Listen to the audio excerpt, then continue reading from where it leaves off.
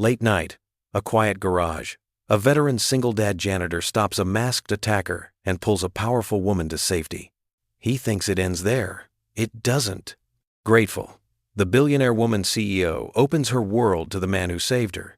He opens his heart for the first time since loss. But Power hates stories like this. Her board orders her to cut him off. His late wife's parents move to take his child. Cameras swarm. Whispers rise. Then a harder twist. The attack wasn't random. A secret deal. A rival in the shadows. And rumors that the hero was planted. Was he set up? Or is someone trying to break them? 2 lives. 1 chance. Clear his name. Keep his daughter. Protect her company. When love meets fear and truth fights money, who wins? And will courage and faith save them before the board and the court tear their new family apart? Before we get into the story, comment below where in the world you are watching from today. The fluorescent lights hummed softly overhead as Jack Lawson guided his mop across the polished marble floor of Chase Enterprises' lobby. His movements were steady and practiced, creating smooth figure eights that gleamed in the dim evening light. The massive skyscraper felt empty at this hour, with only the occasional click of security cameras and the swish of his mop breaking the silence. Jack glanced at his watch. 9:45 p.m. Lily would be finishing her homework by now, probably curled up on their worn couch with a textbook. The thought of his 13-year-old daughter brought a gentle smile to his weathered face. She was the reason he worked these late shifts, the reason he took pride in every floor he cleaned, every window he polished. Almost done, almost home, he mumbled to himself, humming an old military cadence under his breath. The tune reminded him of simpler days, when he wore sergeant's stripes instead of a janitor's uniform. But life had other plans. And after losing Sarah, Lily needed him more than the army did. The lobby's massive windows reflected his image. Tall, broad-shouldered, with gray beginning to pepper his dark hair. His uniform might be different now, but his military bearing remained, even while pushing a mop bucket. Jack was wringing out his mop for the final time when a sound echoed through the quiet building. A woman's scream, distant but clear, coming from the direction of the underground parking garage. His body tensed. Military instincts kicking in instantly. Without hesitation, he dropped the mop and sprinted toward the parking garage entrance. His boots squeaked against the fresh-cleaned floor as he ran, his heart pounding with each step. Another scream, closer now, mixed with the sound of a struggle. The parking garage was dimly lit, the shadows between cars creating dark pockets where anything could hide. Jack moved swiftly but cautiously, his eyes scanning for movement. The sounds led him deeper into the garage, toward the reserved executive spaces. That's when he saw them. A tall figure in black, wearing a ski mask, had a woman pinned against a luxury car. Even in the poor light, Jack recognized her face from countless company newsletters and TV appearances. Victoria Chase, CEO of Chase Enterprises. The attacker had one hand over her mouth, the other holding something that glinted metallically in the dim light. Victoria's eyes were wide with terror, her expensive suit jacket torn at the shoulder. Jack didn't hesitate. "Hey!" he shouted, his voice booming through the garage with command that came from years of military service. The masked man jerked his head toward the sound, momentarily loosening his grip on Victoria. That split second was all Jack needed. He charged forward, his body moving with the muscle memory of combat training. The attacker shoved Victoria aside and turned to face Jack, slashing with what was now clearly a knife. Jack weaved to the side, the blade missing him by inches. He grabbed the attacker's wrist with one hand while driving his other fist into the man's solar plexus. The impact was solid, forcing air from the attacker's lungs in a harsh grunt. The knife clattered to the concrete as the masked man stumbled backward, but he recovered quickly, throwing a wild punch that Jack blocked with his forearm. Jack countered with a swift combination, a jab to disorient, followed by a powerful cross that connected with the attacker's jaw, even through the mask. The man staggered, but before he could regain his balance, Jack swept his legs out from under him. The attacker hit the ground hard, and Jack was on him immediately, using his weight to pin the man down while twisting his arm behind his back in a secure hold. "Don't move," Jack ordered, his voice stern and controlled despite his racing heart. The attacker struggled briefly, but stopped when Jack increased pressure on his twisted arm. Victoria had pressed herself against a concrete pillar, her chest heaving as she tried to catch her breath. Her usually perfect hair was disheveled, and her eyes were still wide with shock, But she was alive and apparently uninjured. The sound of running footsteps echoed through the garage as security finally arrived, their radios crackling with activity. Red and blue lights began to flash at the garage entrance, reflecting off the cars and creating a strobing effect. "Over here," Victoria called out, her voice shaky but commanding.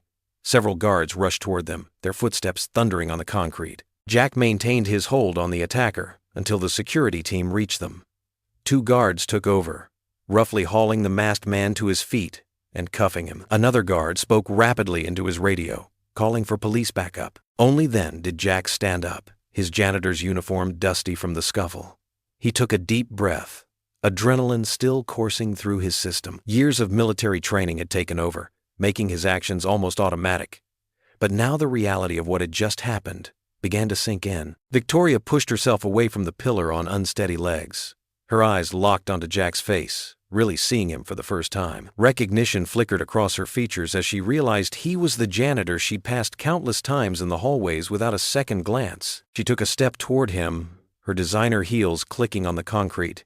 Despite her disheveled appearance, she carried herself with dignity as she approached. Her voice was soft but clear as she said, "You saved my life." Jack shifted uncomfortably under her intense gaze, suddenly very aware of his worn uniform and the smell of cleaning products that clung to him. "Just did what anyone would do, ma'am," he replied quietly. Police sirens wailed closer, their sound echoing through the parking garage.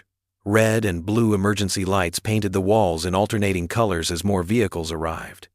Security guards and police officers swarmed the area, their radios creating a cacophony of overlapping chatter. Victoria kept her eyes fixed on Jack, looking at him as if trying to solve a puzzle. "No," she said, shaking her head slightly. "Not anyone would have done that. You."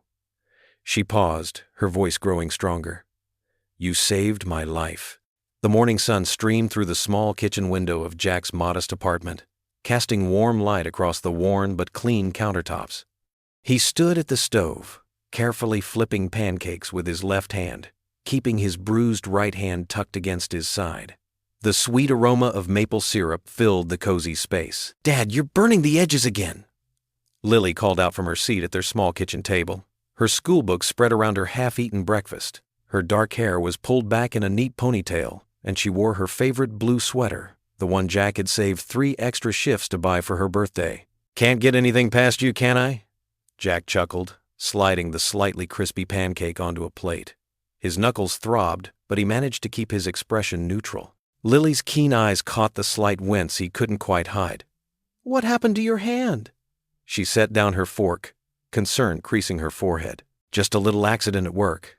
Jack turned back to the stove, but Lily was already beside him, gently taking his hand in hers. "These look like fighting bruises," she said, her voice carrying a wisdom beyond her 13 years.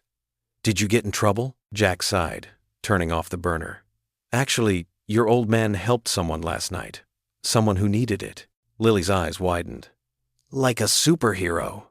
A grin spread across her face. "Wait until I tell Jenny at school that my dad's secretly Batman." "Hey now," Jack laughed, ruffling her hair with his good hand. "Let's keep the superhero talk to a minimum. I'm just a janitor who happened to be in the right place at the right time." "A janitor with super-secret army training," Lily corrected, returning to her breakfast.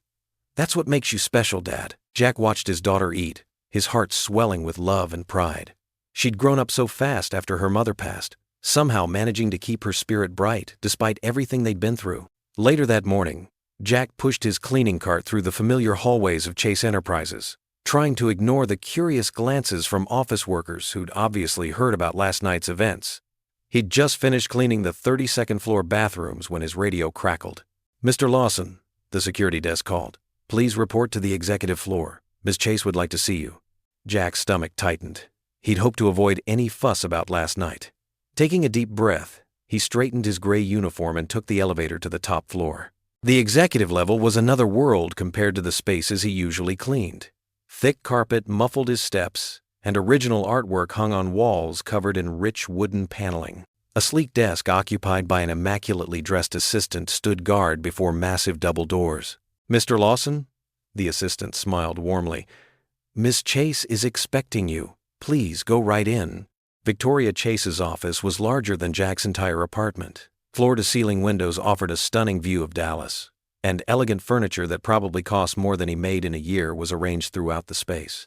Victoria stood as he entered, looking perfectly put together in a tailored navy suit, though he noticed a small bruise near her temple from the previous night's attack. "Mr. Lawson," she said, her voice warm but professional, "please, sit down."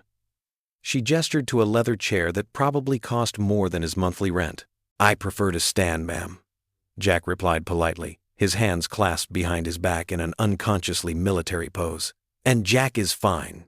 Victoria studied him for a moment, then nodded. "Jack it is, then. I wanted to thank you personally for what you did last night. The police told me the attacker had a knife. You quite literally saved my life. Anyone would have done the same, Miss Chase." "Victoria," she corrected, moving around her desk to stand closer. "And no, they wouldn't have. Most people would have called security or run the other way." "You didn't hesitate." Her eyes fell to his bruised hand. "You were hurt." Jack shifted uncomfortably. "It's nothing, ma'am. Victoria, I've had worse. You're military, aren't you? I can tell by your bearing. Former Army sergeant. 2 tours in Afghanistan." Victoria's expression softened with understanding. "And now you're working here as a janitor," Jack finished firmly without shame. "It's honest work, and it pays the bills." "Do you have family?" Victoria asked, leaning against her desk. Jack hesitated, then decided there was no harm in answering. "A daughter, Lily. She's 13. And her mother passed away 3 years ago. Cancer." Victoria's perfectly composed expression flickered with genuine sympathy. "I'm so sorry." She paused, then added, "It must be challenging, raising her alone." "We manage," Jack said simply, though his voice carried a quiet pride. "Lily's a good kid. Smart. Makes it easy." Victoria smiled, and for a moment her carefully maintained CEO persona slipped, revealing something warmer underneath. "I'd love to meet her sometime. Perhaps we could—" "That's very kind," Jack interrupted gently, "but we're doing fine on our own. If there's nothing else, I should get back to work." Victoria straightened, her professional mask sliding back into place, though her eyes remained curious. "Of course. Thank you again, Jack. Truly." Jack nodded respectfully and turned to leave. As he reached the door, Victoria's voice stopped him. "You know, Lily must be very proud to have such a brave father." Jack looked back at her, allowing a small smile. "She thinks I'm Batman." He closed the door behind him, leaving Victoria standing in her expensive office, an intrigued expression playing across her face. Victoria Chase's personal assistant hovered near her shoulder, touching up her makeup while another staff member adjusted the collar of her cream silk blouse. The morning light streaming through the floor-to-ceiling windows of her private office highlighted the subtle tremor in her usually steady hands as she reviewed her meeting notes. "The foundation looks perfect, Miss Chase," her makeup artist said, stepping back to admire her work. "You can't see any trace of last night's incident." Victoria's fingers unconsciously traced the faint bruise hidden beneath layers of concealer on her cheek. Her thoughts drifted to the janitor, Jack Lawson. In that moment of terror, he'd appeared like a guardian angel in worn work clothes and scuffed boots, so different from the polished executive she usually surrounded herself with. "That will be all," Victoria said, rising from her chair. Her team scattered like startled birds, leaving her alone with her reflection in the window. The Dallas skyline stretched out before her, a steel and glass kingdom she'd helped build. But this morning, it felt somehow hollow. Her heels clicked against marble as she made her way to the boardroom. The familiar sound usually filled her with confidence, but today each step felt heavy with uncertainty. The attack had shaken her more than she cared to admit, not just the violence, but the raw humanity of her rescue. The boardroom doors opened to reveal 12 identical leather chairs surrounding a massive mahogany table. The board of directors rose as she entered, a sea of expensive suits and carefully neutral expressions. Victoria took her place at the head of the table, spine straight, chin lifted. "Good morning," she said, her voice clear and commanding. "Shall we begin?" The meeting progressed smoothly through quarterly reports and projection analyses. Victoria maintained her usual sharp focus, though images of Jack's quiet strength kept surfacing in her mind. The way he'd stood in her office yesterday, dignified despite his worn uniform, speaking of his daughter with such genuine love. "There is one final matter to address. Bernard Matthews, the eldest board member, cleared his throat. Concerning last night's unfortunate incident. The room grew still. Victoria felt every eye fixed upon her. The situation was handled quietly, she said. Our security protocols have been reviewed and enhanced. Yes, but there's the matter of the janitor. Elizabeth Whitmore cut in, her perfectly manicured nails drumming against the table. We understand you've been particularly grateful for his assistance. Victoria's jaw tightened. Mr. Lawson acted heroically. He likely saved my life. Indeed, Bernard nodded. However, Chase Enterprises maintains certain standards. Certain appearances must be considered. Your position demands discretion in all associations. Are you suggesting I shouldn't acknowledge the man who prevented my assault? Victoria's voice carried an edge of ice. We're suggesting, Elizabeth said smoothly, that a brief thank you note and perhaps a modest bonus would be more appropriate than personal meetings in your office. The press already circles like vultures. We can't risk any misinterpretations. Victoria studied the faces around her, masks of corporate concern hiding age-old prejudices. These people had been her mentors, her peers, her support system. Yet suddenly their world felt suffocating. Your concerns are noted, she said, finally gathering her papers. Meeting adjourned. The board members filed out, leaving Victoria alone with her thoughts. She walked to the window, pressing her forehead against the cool glass. Below, the city hummed with life. Real people living real lives, like Jack Lawson and his daughter. When had she last felt that real, that genuine? Jack's humble grace had stirred something in her she'd thought long buried under spreadsheets and shareholders' meetings. His calloused hands and honest eyes offered no pretense, no political maneuvering, just simple human kindness. Victoria gathered her belongings and headed for the elevator. Her assistant jumped up, phone already in hand. Your car's waiting, Miss Chase. Robert can have you home in. Cancel it, Victoria said. I think I'll walk through the lobby today. But Miss Chase, Victoria was already walking away, her heels striking a determined rhythm against the floor. The elevator descended smoothly, and she used the time to compose herself, to sort through the unsettling emotions the board meeting had stirred up. The lobby stretched before her, all polished marble and soaring columns. And there, near the entrance, was Jack Lawson. He knelt beside a coffee spill, his movements efficient and practiced as he worked the stain from the floor. Even in this mundane task, she noticed the dignity in his bearing, the quiet pride in doing his job well. As if sensing her presence, Jack looked up. Their eyes met across the lobby, his warm brown gaze meeting her cool blue one. For a moment, all the artificial barriers of class and position fell away. No board of directors, no corporate image to maintain, just two people, connected by a moment of truth in the darkness of a parking garage. Then someone called Jack's name, and the moment broke. Victoria continued toward the door, her heart beating an unfamiliar rhythm. The board's warnings echoed in her mind, but for the first time in years, she found herself questioning whether their version of success was worth the price of her humanity. The bell above Joe's diner chimed as the evening crowd trickled in. Jack Lawson sat across from his daughter Lily in their usual booth, the red vinyl seats cracking slightly as they shifted. The familiar smell of coffee and grilled onions filled the air while fluorescent lights buzzed overhead, casting a warm glow on the worn Formica table. Dad, you barely touched your meatloaf, Lily said, pointing her fork at his plate. Her own plate was nearly clean, just a few green beans remaining. Jack managed a tired smile. Just thinking, sweetheart. His eyes drifted to the stack of bright yellow flyers on the counter.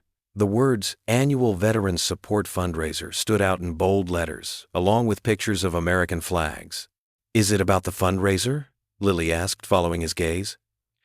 Mrs. Rodriguez said the community center really needs a new roof this year. Yeah, donations have been slower than usual. Jack pushed a piece of meatloaf around his plate. Times are tough for everyone. The diner's door chimed again, but Jack didn't look up until he heard gasps and whispers ripple through the restaurant. There, looking somehow both out of place and completely confident, stood Victoria Chase. Her designer suit and perfectly styled hair contrasted sharply with the diner's humble interior. Lily's eyes widened. Dad, isn't that Miss Chase? Jack said, straightening in his seat. This is unexpected. Victoria walked toward their booth, her heels clicking against the linoleum floor. Please call me Victoria. She smiled warmly at Lily. And you must be Lily. Your father's told me about you. He has? Lily beamed, then shot a questioning look at her father. Victoria gestured to the empty space beside Lily. May I? Jack nodded, still looking stunned.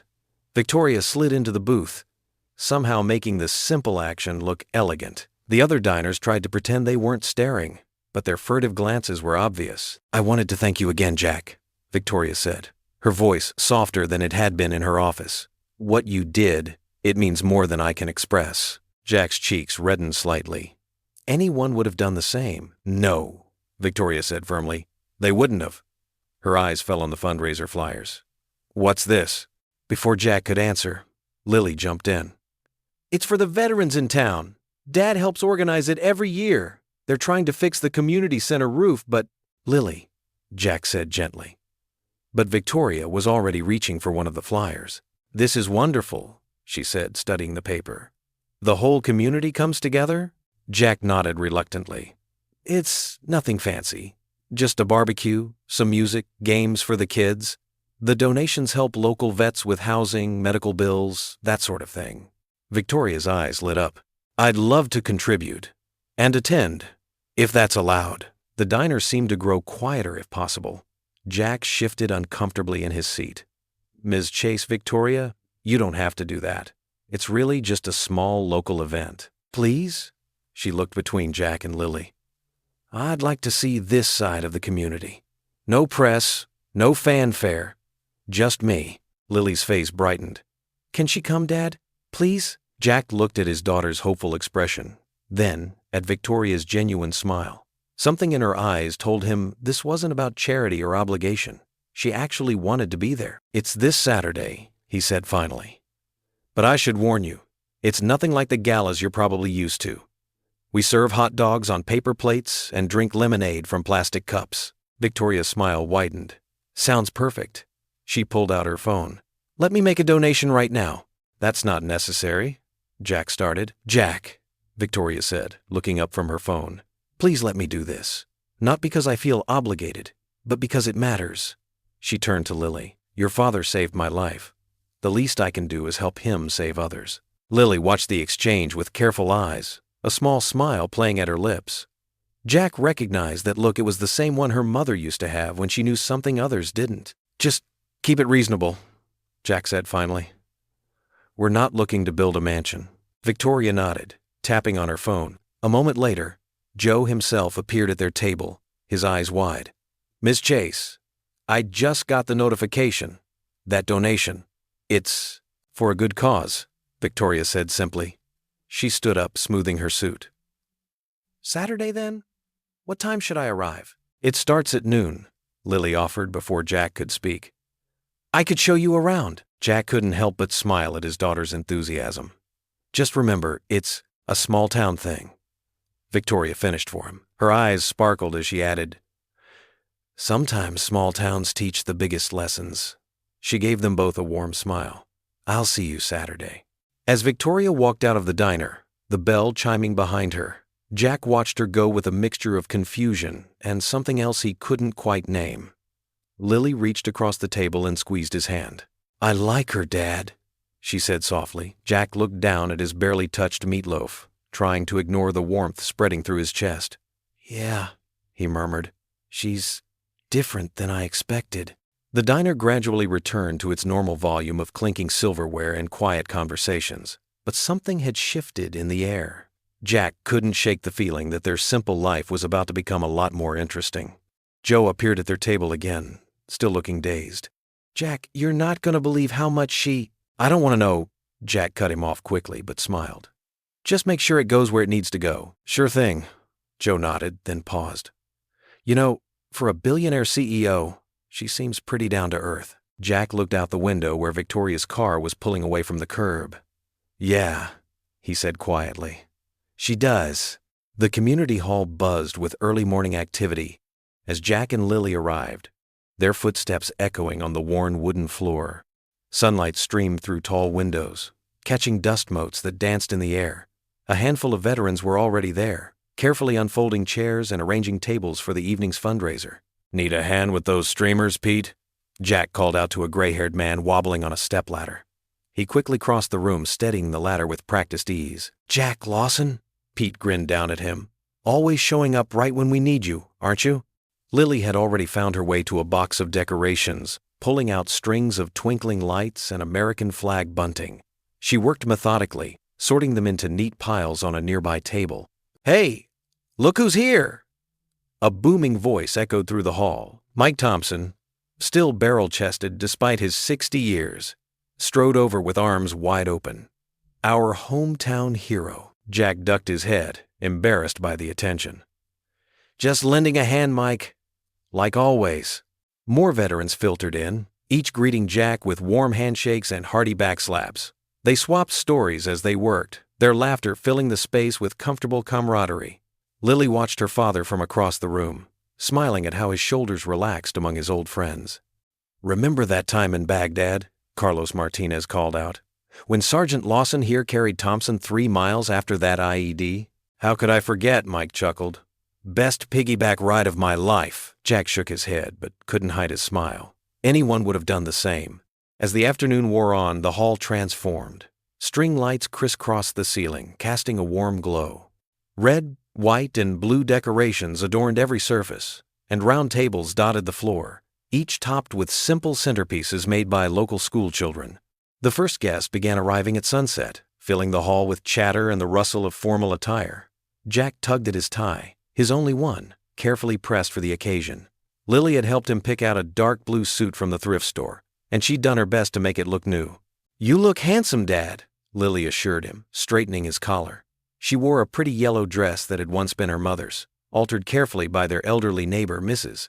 Rodriguez. Then the crowd near the entrance hushed, heads turning toward the door. Victoria Chase stood in the doorway wearing a simple navy blue dress that somehow managed to look both elegant and approachable. Her usual sharp corporate edge had softened, replaced by something warmer. "Miss Chase," Jack managed, making his way over to her. "I didn't think you'd actually come." Victoria's smile was genuine. "I wouldn't miss it. Though I hope I'm not overdressed." "You look perfect," Lily piped up, appearing at her father's elbow. "Want to see the memory wall we made? Dad's picture is up there." Before Victoria could respond, Mike Thompson's voice boomed through the microphone at the front of the hall. "Ladies and gentlemen, before we start tonight's festivities, I'd like to say a few words about one of our own." Jack's face reddened. "Mike, don't." "Sergeant Jack Lawson served 2 tours in Iraq," Mike continued, ignoring Jack's protest. "He saved my life and the lives of countless others. But his service didn't end when he came home. Every time someone in this community needs help, a broken fence, a ride to the doctor, a shoulder to lean on, Jack's there. He embodies what it means to be a true American hero." Victoria watched as people around the hall nodded in agreement. She saw the respect in their eyes, the genuine affection. This wasn't the quiet janitor she passed in her building's hallways. This was a man who commanded respect not through power or position, but through quiet strength and unwavering dedication to others. The band struck up a slow song, and couples began moving to the dance floor. Victoria felt a small nudge against her arm. Lily, wearing a conspiratorial smile. "Dad's a pretty good dancer," she said innocently. "Mom taught him." Jack shot his daughter a look that was half exasperation, half amusement. "Lily, would you like to dance?" Victoria asked, surprising herself with the directness of the question. For a moment, Jack hesitated. Then he offered his hand, calloused and warm. "I might step on your toes." "I'll risk it," she smiled, letting him lead her to the dance floor. They moved together under the twinkling lights, finding an easy rhythm. Jack's hand was steady at her waist, respectful but sure. Victoria felt herself relaxing into the moment, away from board meetings and profit margins and corporate politics. "Your community really loves you," she said softly. "They're good people," Jack replied. "We look out for each other here." The song continued, and Victoria found herself drawing slightly closer. Jack smelled like fresh soap and something warm and indefinable. Nothing like the expensive cologne she was used to. It was nice, real, Then she caught the whispers. Isn't that Victoria Chase, the CEO? What's she doing here? Slumming it with the locals? Poor Jack. He doesn't need that kind of attention. The words drifted across the dance floor like autumn leaves, sharp-edged and intrusive. Victoria felt Jack's posture stiffen slightly. Though his steps never faltered, his jaw tightened, and she could see him starting to pull back, creating distance between them. The moment shattered like fine crystal dropping onto concrete. The magic of their dance dissolved under the weight of reality. She was a billionaire CEO, he was a janitor in her building, and the whole world seemed determined to remind them of that fact. The fundraiser's warmth faded into the cool night air as Jack and Victoria stepped outside the community hall. Their shoes crunched against the gravel parking lot, and the distant sounds of laughter and music filtered through the building's walls. The moon hung full and bright above them, casting long shadows across the nearly empty lot. Victoria hugged her arms against the evening chill, her elegant dress catching the glow of the street lamps. Jack noticed her slight shiver, and, without thinking, shrugged off his worn leather jacket and draped it over her shoulders. Such a gentleman, Victoria said softly, pulling the jacket closer. The oversized garment somehow made her look smaller, more vulnerable than the powerful CEO who commanded boardrooms. Thank you for tonight, Jack, for letting me be part of this. They walked slowly toward her car, a sleek, black Mercedes that stood out starkly against the pickup trucks and modest sedans still parked nearby. Jack's hands were in his pockets, his white dress shirt crisp in the moonlight. You know, Victoria continued, I've attended hundreds of charity galas and corporate events, but this, she gestured back toward the hall. This was different, real. The way everyone looks out for each other, knows each other's stories. I've never experienced anything like it. Jack nodded, understanding in his eyes. That's what happens when you build something authentic. These folks, they've been through hell together, or alone. But they found each other. They reached her car, but Victoria made no move to leave. Instead, she leaned against the driver's side door, looking up at the star-filled sky. Do you know what struck me most? The way they talked about you, Jack. Not as the janitor from Chase Enterprises, but as someone who's always there when they need help. Moving furniture for elderly veterans, fixing cars, watching kids while single moms work extra shifts. Jack shifted uncomfortably, unused to such direct praise. Just trying to be useful. That's all. It's more than that. Victoria's voice grew softer. You create connection, community. Meanwhile, I sit in my corner office, surrounded by people who only want something from me, and I. She trailed off, vulnerability creeping into her usually confident tone. And you what? Jack prompted gently. I'm lonely, she admitted, the words barely above a whisper. Successful, powerful, wealthy, and completely alone. Everyone sees the CEO, the name on the building. Nobody sees me. Jack's expression softened as he recognized the pain in her voice. He leaned against the car beside her, their shoulders almost touching. I understand, lonely, he said quietly. After Sarah, my wife, passed, it felt like someone had turned off all the lights in the world. If it wasn't for Lily. Victoria turned to face him, her eyes reflecting the moonlight. How do you do it? Keep going. Keep caring about others when you're hurting. Because Sarah taught me that love multiplies, it doesn't divide, Jack replied, his voice thick with emotion.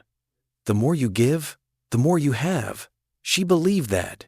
Living it honors her memory. She sounds wonderful, Victoria said softly. She was.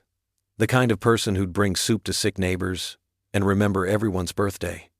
Lily has her smile. Jack's face held a mixture of pride and sadness.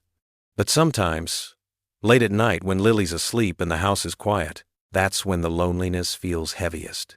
Victoria finished for him. Yeah, Jack agreed, meeting her gaze. Exactly. They stood in comfortable silence for a moment, sharing the weight of their confessions.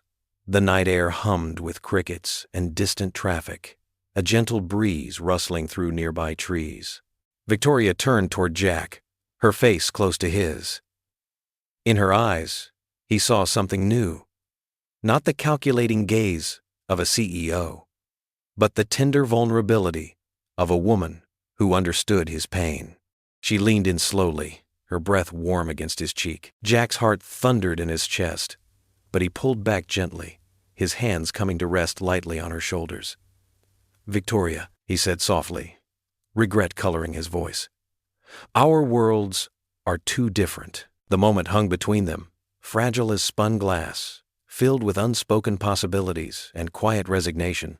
Victoria stood perfectly still, Jack's jacket still draped around her shoulders, as the night wrapped around them like a protective blanket, keeping their shared moment of vulnerability safe from the outside world. Victoria's heels clicked against the polished marble floors of Chase Enterprises' executive level. Morning sunlight streamed through floor-to-ceiling windows, casting long shadows across the corridor.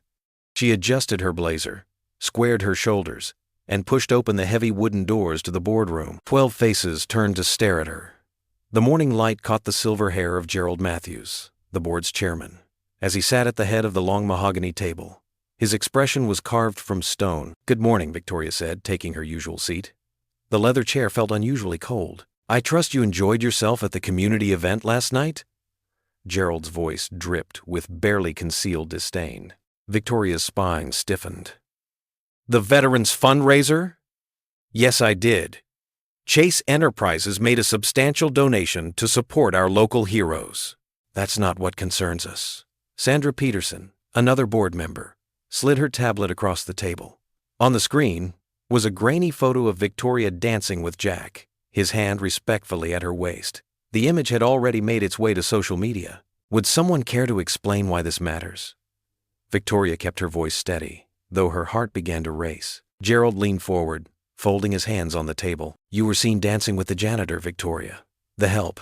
Do you have any idea what this looks like?" "His name is Jack Lawson," Victoria corrected sharply.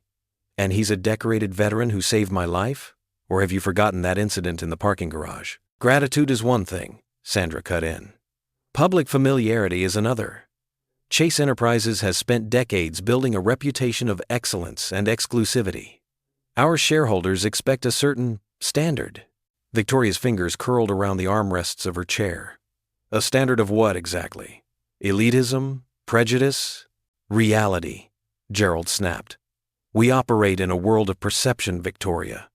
Your father understood this. Every move we make is scrutinized. Every association matters." The mention of her father made Victoria's chest tighten. She watched as Gerald nodded to his assistant, who distributed thick folders to everyone present. "Our PR team has prepared a detailed analysis," Gerald continued. "Social media engagement shows a 15% negative reaction to your appearance at this event. Several major investors have already called with concerns." Victoria flipped through the folder, her anger rising with each page. Graphs, charts, and projections all pointed to one conclusion. Her connection to Jack was being viewed as a liability. "This is ridiculous," she said. "He's a good man who mops our floors," Sandra interrupted. "Victoria, dear, wake up. You're the CEO of a Fortune 500 company, not some small-town socialite who can afford to indulge in charitable pet projects." The words stung like slaps. Victoria thought of Jack's quiet dignity, of Lily's bright smile, of the respect in the eyes of every veteran at that fundraiser. None of that showed in these cold corporate analyses. "The board's recommendation is clear," Gerald declared. "Distance yourself immediately. No more public appearances. No more dancing. No more, whatever this is. The company's reputation must come first." Across town, in his modest kitchen, Jack Lawson poured his second cup of coffee. Lily had just left for school, leaving behind the familiar scent of strawberry shampoo and teenage energy. He smiled, remembering how she'd teased him about dancing with Victoria the night before. The mail slot clinked, and envelopes scattered across the welcome mat. Jack gathered them up, sorting through bills and advertisements until his hands froze on a thick, cream-colored envelope from Whitman Associates, Attorneys at Law. His coffee grew cold as he read the letter once, twice, 3 times. The legal language was dense, but the message was crystal clear. His late wife's parents were filing for custody of Lily.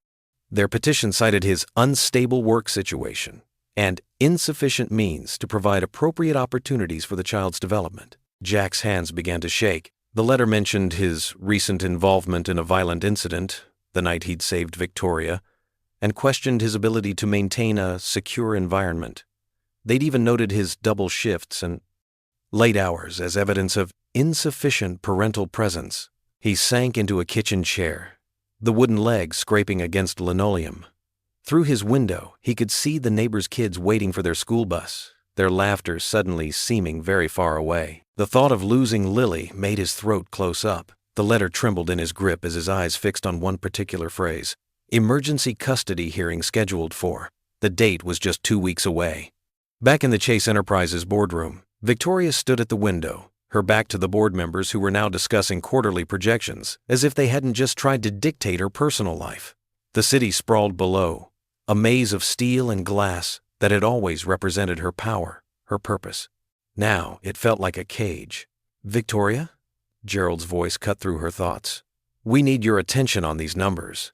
She turned slowly, taking in their expensive suits, their comfortable certainty in their own importance. For the first time, she saw them clearly, not as mentors or colleagues, but as guards of a system that valued appearance over humanity. The letter from their legal team sat heavy in her hand, a formal warning about maintaining appropriate professional boundaries. Her other hand pressed against the cool glass of the window, and she found herself wondering what Jack was doing right now, if he was thinking of her too.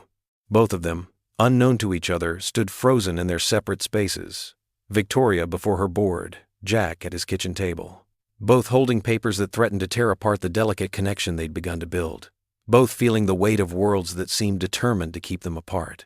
The evening sun cast long shadows through Jack's modest living room as he sat on their worn but comfortable couch, his hands clasped tightly together. Lily sprawled on the floor, homework spread around her, humming quietly as she worked on her math problems. The familiar sight of her there, safe and content, made his heart ache with what he had to tell her. "Hey, sweetheart," Jack said softly. "Can you take a break for a minute? We need to talk about something important." Lily looked up, her pencil pausing mid-equation. Something in his tone made her sit up straight, crossing her legs beneath her. "What's wrong, Dad?" Jack patted the space next to him on the couch. "Come here, kiddo." She moved to sit beside him, her young face already clouding with worry. Jack wrapped an arm around her shoulders, drawing her close. "I got a letter today," he began, his voice steady despite the tremor in his heart. "From your grandparents' lawyer." Lily stiffened against him. "Mom's parents? The ones who never visit?" "Yeah, those grandparents."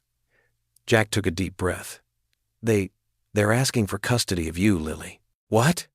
Lily pulled back, her eyes wide with fear. "No, they can't do that. They're trying to," Jack explained, keeping his voice calm even as Lily's began to shake.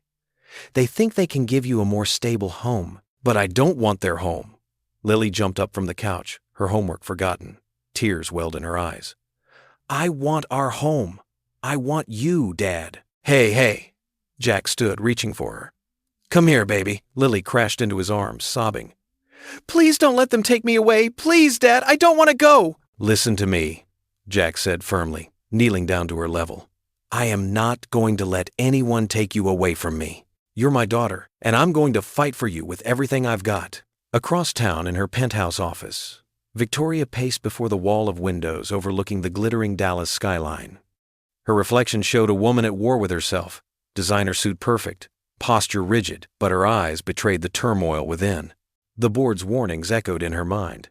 Association with someone of his position could damage everything we've built. Victoria stopped pacing, her hand resting against the cool glass.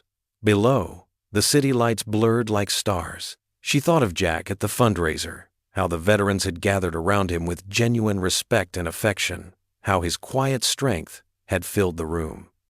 How Lily's eyes had sparkled with pride watching her father. "Miss Chase?" Her assistant's voice came through the intercom. "Human Resources sent up those files you requested." Victoria crossed to her desk and opened the folder. Inside were Jack's employment records, including his military service history, former Army sergeant, special operations training, distinguished service record, leadership commendations. She picked up her phone and dialed the head of corporate security. "James, I need you to create a new position, Senior Security Coordinator. The job requires military experience, crisis management skills, and..." She paused, a small smile forming. "Someone who already knows the building inside and out."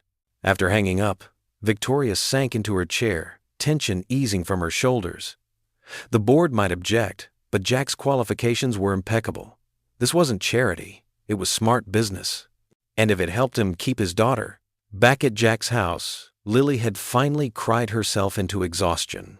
Jack sat on the edge of her small bed, gently stroking her hair as her breathing evened out in sleep. Tear tracks still marked her cheeks, and his heart clenched at the sight. "I promise you, baby girl," he whispered.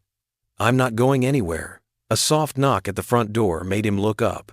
Through Lily's window, he caught the gleam of a luxury car parked outside. Jack carefully stood, making sure not to wake his daughter. He pulled her door partially closed and moved quietly through the house. Another gentle knock came just as he reached the door. Jack opened it to find Victoria Chase standing on his modest porch, looking somehow both determined and uncertain in the growing darkness. "Victoria?" He kept his voice low, surprised to see the CEO of Chase Enterprises at his door at this hour. "What are you doing here?" A sharp knock at the door made Jack look up from comforting Lily. He wiped his daughter's tears with his thumb. "Why don't you go wash your face, sweetheart? I'll see who it is." Lily nodded and headed to the bathroom while Jack approached the door. Through the peephole, he saw Victoria Chase, standing on his modest front porch, looking somehow both powerful and uncertain in her tailored business suit. Jack opened the door, immediately conscious of his worn jeans and faded t-shirt. "Miss Chase, is everything all right?" Victoria's usual corporate mask softened as she took in his concerned expression. "May I come in? I have something important to discuss with you." Jack hesitated, then stepped aside. Victoria entered, her designer heels clicking against the hardwood floor. Her eyes swept over the small living room, neat but modest, with framed photos of Lily everywhere and a folded American flag in a display case. "I'll be direct," Victoria said, turning to face him. "I want to offer you a position as head of corporate security at Chase Enterprises." Jack blinked, certain he'd misheard. "I'm sorry, what?"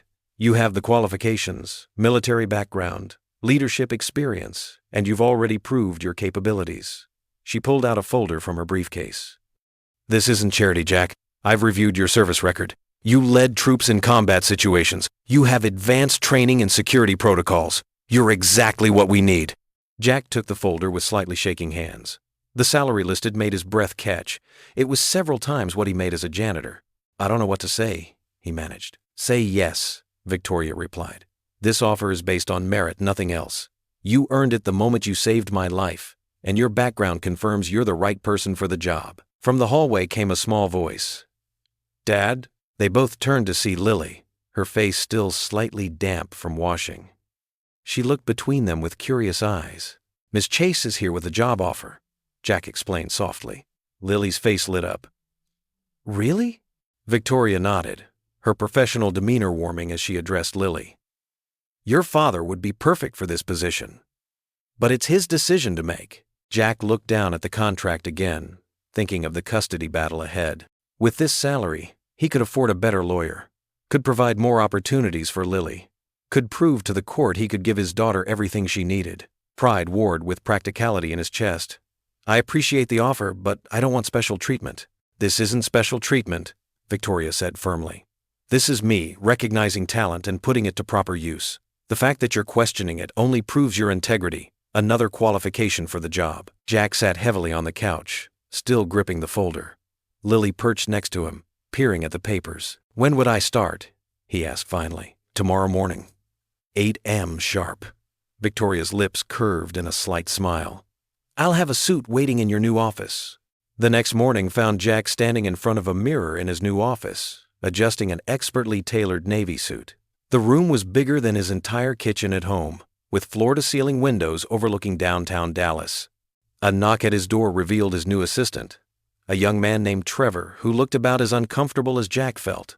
"Sir, the morning security briefing starts in 5 minutes in the executive conference room," Trevor said, handing him a tablet. "The other department heads are already gathering." Jack nodded, squaring his shoulders. He'd led men into combat. He could handle a meeting. But walking into that conference room felt like entering enemy territory.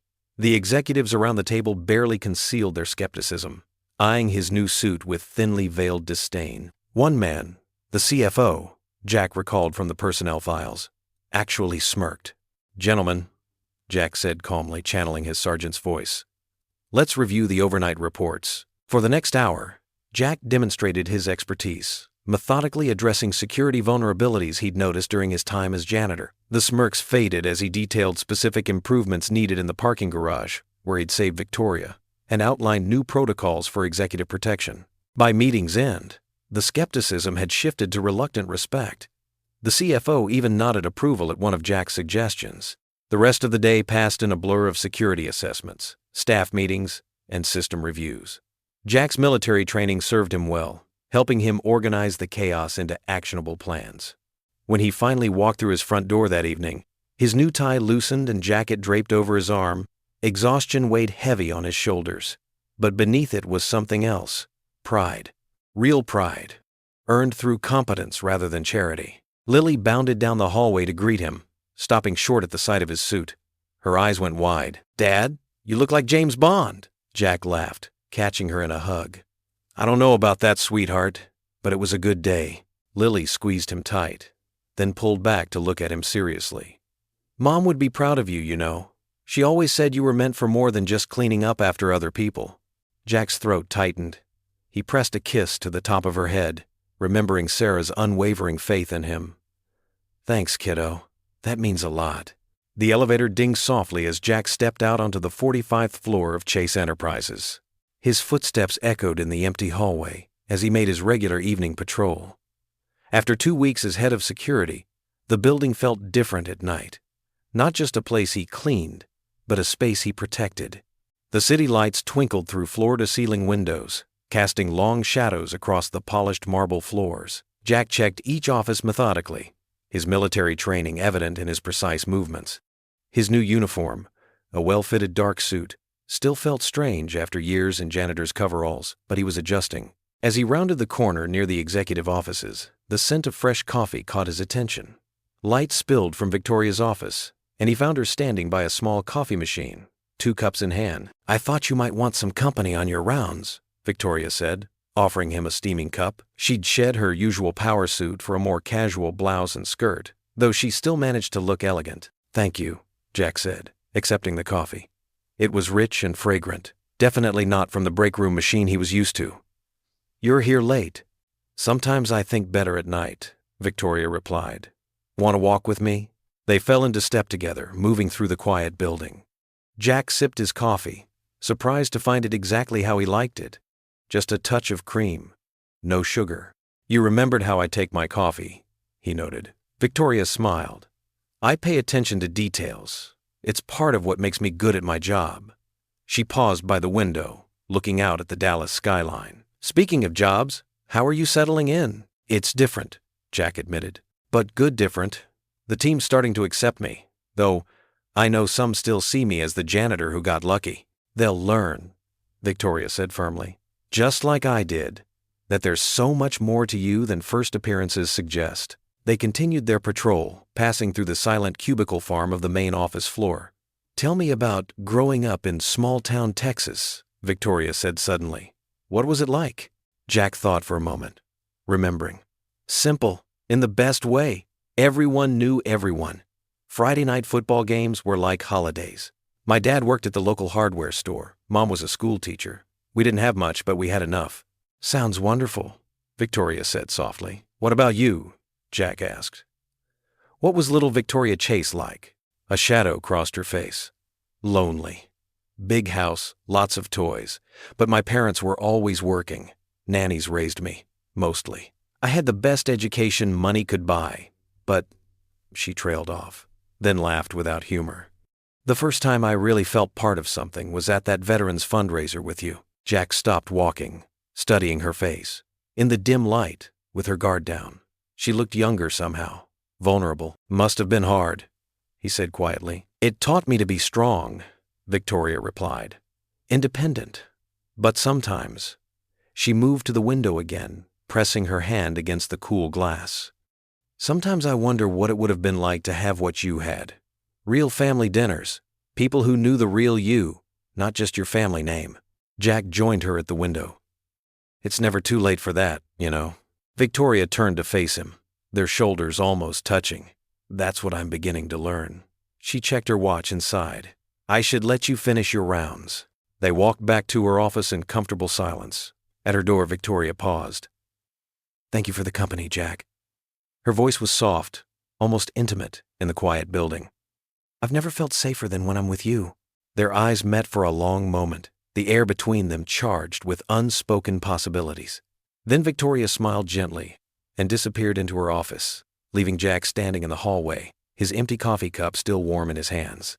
The night seemed different somehow as he continued his patrol, less lonely, more full of promise. Even the city lights seemed to twinkle a little brighter through the windows of Chase Enterprises, as if they too were keeping watch over the quiet moments shared between a billionaire CEO and her head of security. Jack stood awkwardly in front of the mirror in their small living room, tugging at the borrowed tuxedo sleeves. The black fabric felt stiff and foreign against his skin, so different from his usual work clothes or security uniform. Lily circled him with a critical eye, occasionally reaching up to straighten his bow tie or brush invisible lint from his shoulders. Dad, stop fidgeting, Lily laughed, batting his hands away from the collar. You look amazing, like James Bond, but way cooler. Her eyes sparkled with pride as she stepped back to admire her handiwork. I feel ridiculous, Jack muttered, but couldn't help smiling at his daughter's enthusiasm. The tuxedo had been Victoria's idea. She'd insisted on having it sent over when she learned he didn't own one for the upcoming Chase Enterprises charity gala. Lily smoothed down the lapels with careful hands. Miss Chase was right about the fit. How did she know your size just by looking at you? Jack felt his cheeks warm slightly. She's observant, that's all. He turned sideways, studying his reflection. The tuxedo did fit perfectly, though he felt like an imposter in such fancy clothes. You're blushing, Dad. Lily giggled, poking him in the ribs. You like her, don't you? That's enough of that, young lady, Jack said, but without any real stern. At work the next day, Jack couldn't ignore the whispers that followed him through the hallways of Chase Enterprises. Executive assistants paused their conversations when he passed, and some of the board members barely acknowledged his presence. But Victoria remained steadfast, her head held high whenever they walked together through the building. During their morning security briefing, Victoria surprised him by bringing up the gala. Jack, I've made arrangements for Lily to attend as well, she said, sliding an elegant invitation across her desk. Every guest is allowed to bring family, and I won't take no for an answer. Jack stared at the gold-embossed card. Victoria, that's too much. These tickets must cost nothing, she interrupted firmly. You're head of security now, and Lily is welcome as your guest. Her expression softened. Besides, I'd love to see her all dressed up. She's such a wonderful girl. Throughout the day, Jack noticed how Victoria subtly but firmly included him in important meetings, introducing him as our head of security, with a tone that brooked no argument. When one board member made a thinly veiled comment about unusual hiring practices, Victoria's response was swift and sharp. Mr. Lawson's military experience and proven courage make him exceptionally qualified for this position, she stated, her voice carrying across the conference room. I trust him with my life, literally, and I suggest you all do the same. The whispers didn't stop entirely, but they changed tone. People began noticing how Jack carried himself with quiet dignity, how he treated everyone from the cleaning staff to the executives with equal respect. Some even started greeting him by name. That evening, Jack stood in front of his bedroom mirror again, this time alone. The tuxedo hung perfectly pressed on his closet door, ready for the gala in 2 days. His reflection showed a man he barely recognized. Not the soldier he'd been, not the janitor he'd become, but someone new. He ran his fingers along the smooth fabric, remembering Victoria's words from earlier. You belong there, Jack.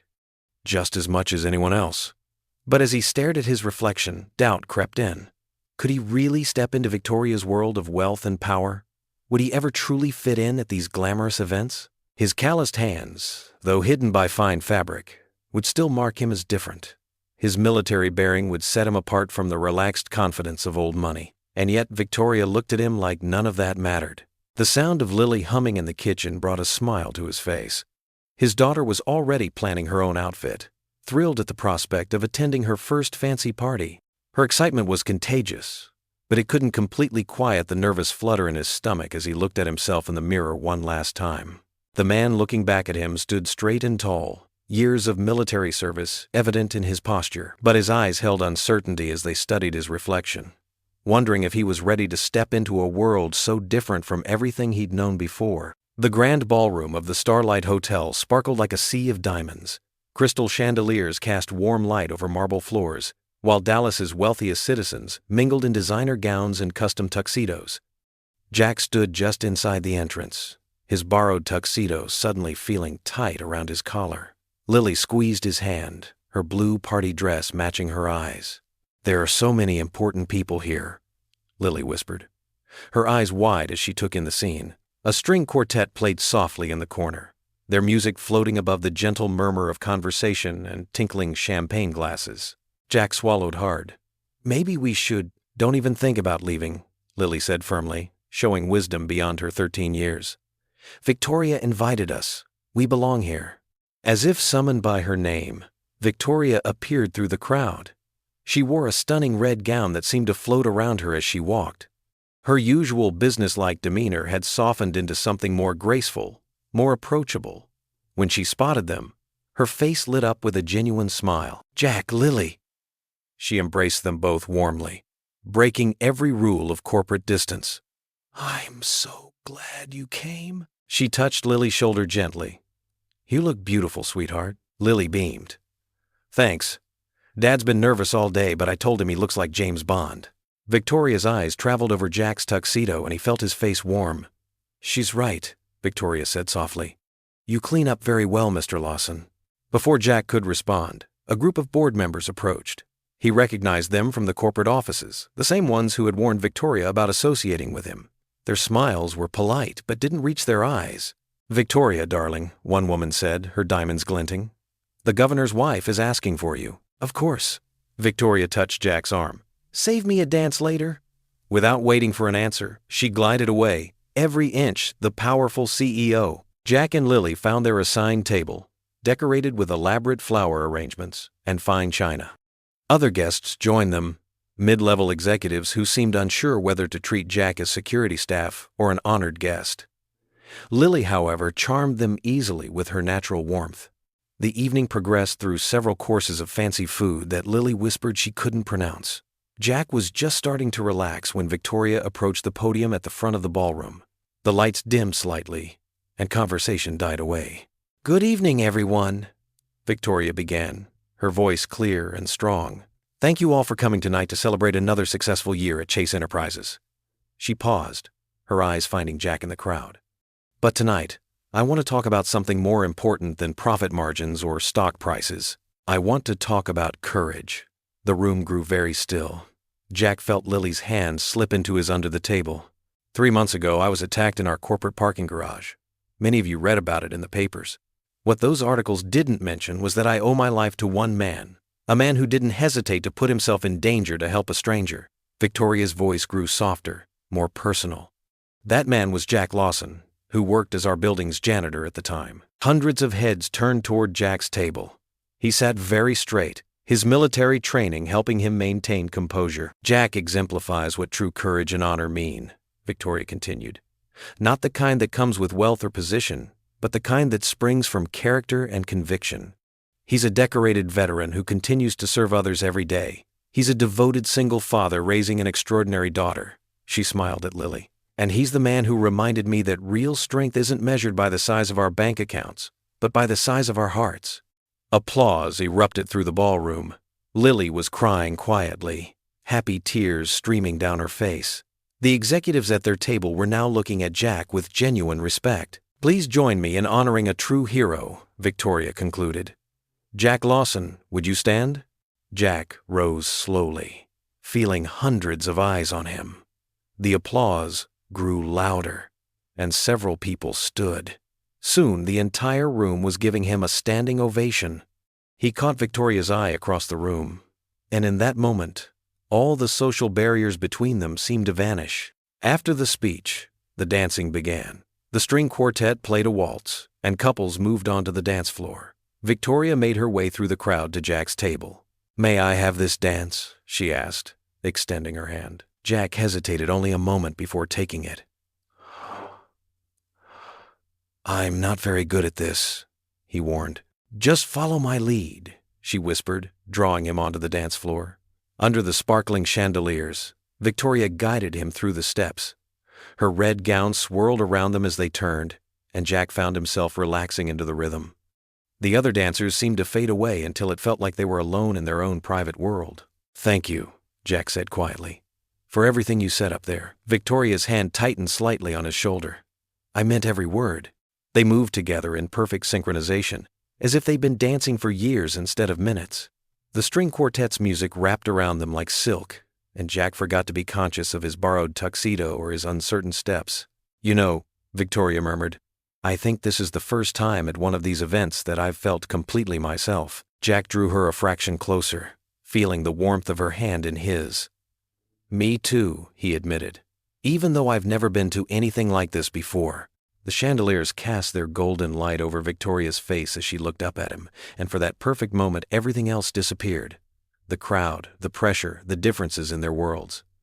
There was just the music, the dance, and the undeniable feeling that somehow, against all odds, they fit.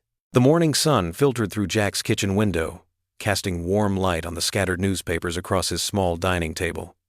His coffee grew cold as he stared at the headlines. Chase Enterprises Gala, CEO honors mystery hero, splashed across the society pages, accompanied by photos of him and Victoria dancing beneath the crystal chandeliers. Lily peered over his shoulder, still in her pajamas, her hair tousled from sleep. "Look, Dad, we're famous!" She pointed to a smaller photo of them arriving at the gala, but Jack's eyes fixed on the smaller print below. Questions arise about security chief's past. His phone buzzed. Another message from Victoria. "Don't read the papers. Come to my office when you can." Jack's stomach churned as he scanned deeper into the article. Words jumped out at him. Sudden promotion. Mysterious circumstances. Convenient timing. They'd even dug up his military record, questioning his honorable discharge and speculating about classified missions. "Time for school, kiddo," Jack said, forcing a smile as he folded the newspaper. Lily frowned, sensing his tension. "Is everything okay, Dad?" "Just fine, sweetheart." He kissed the top of her head.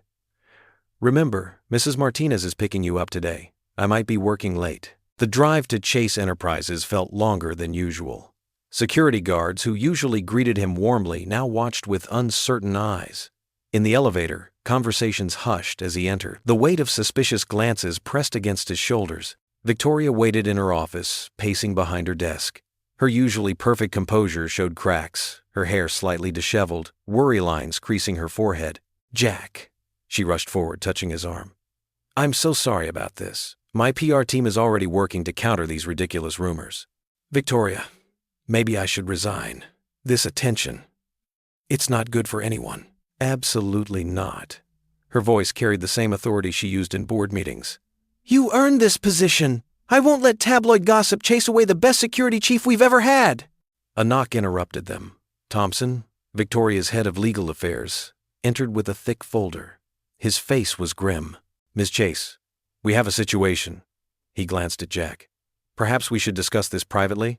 "Whatever you have to say it here," Victoria insisted. Thompson cleared his throat. "The police investigation into Ms. Chase's attack has uncovered complications. The attacker had ties to Microtech Industries."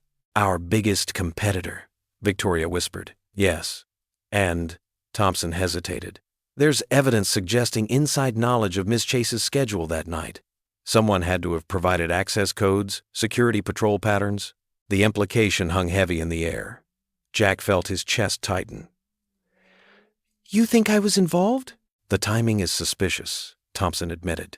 "You were there that night. Got promoted shortly after." "That's enough." Victoria's voice cracked like a whip. "Jack saved my life, and we're grateful," Thompson said smoothly. "But the board is concerned. Microtech has been trying to acquire Chase Enterprises for years, a well-placed mole." Jack's phone buzzed again. This time, a text from Mrs. Martinez. "Reporters outside your house." Lily's scared. "Took her to my place." His hands shook as he read the message. "I have to go." "Jack, wait."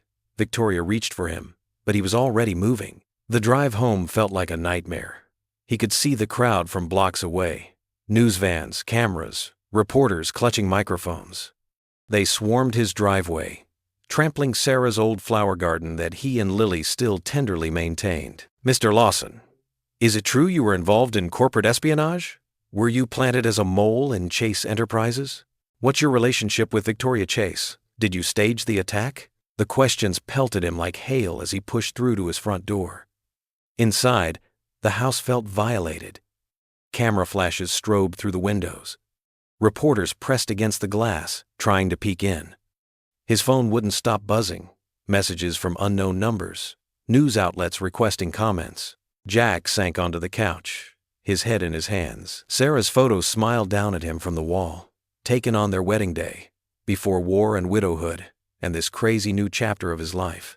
"What would you do?" he whispered to her image. His phone buzzed again. "Victoria, let me help, please." But Jack couldn't bring himself to respond. Outside, the reporters continued shouting questions. Inside, his peaceful life lay in pieces around him. He thought of Lily, scared and hiding at the Martinez's house. He thought of the custody case, how this scandal would look to a judge. The borrowed tuxedo still hung on his closet door, a reminder of last night's fairy tale that had turned into this morning's nightmare.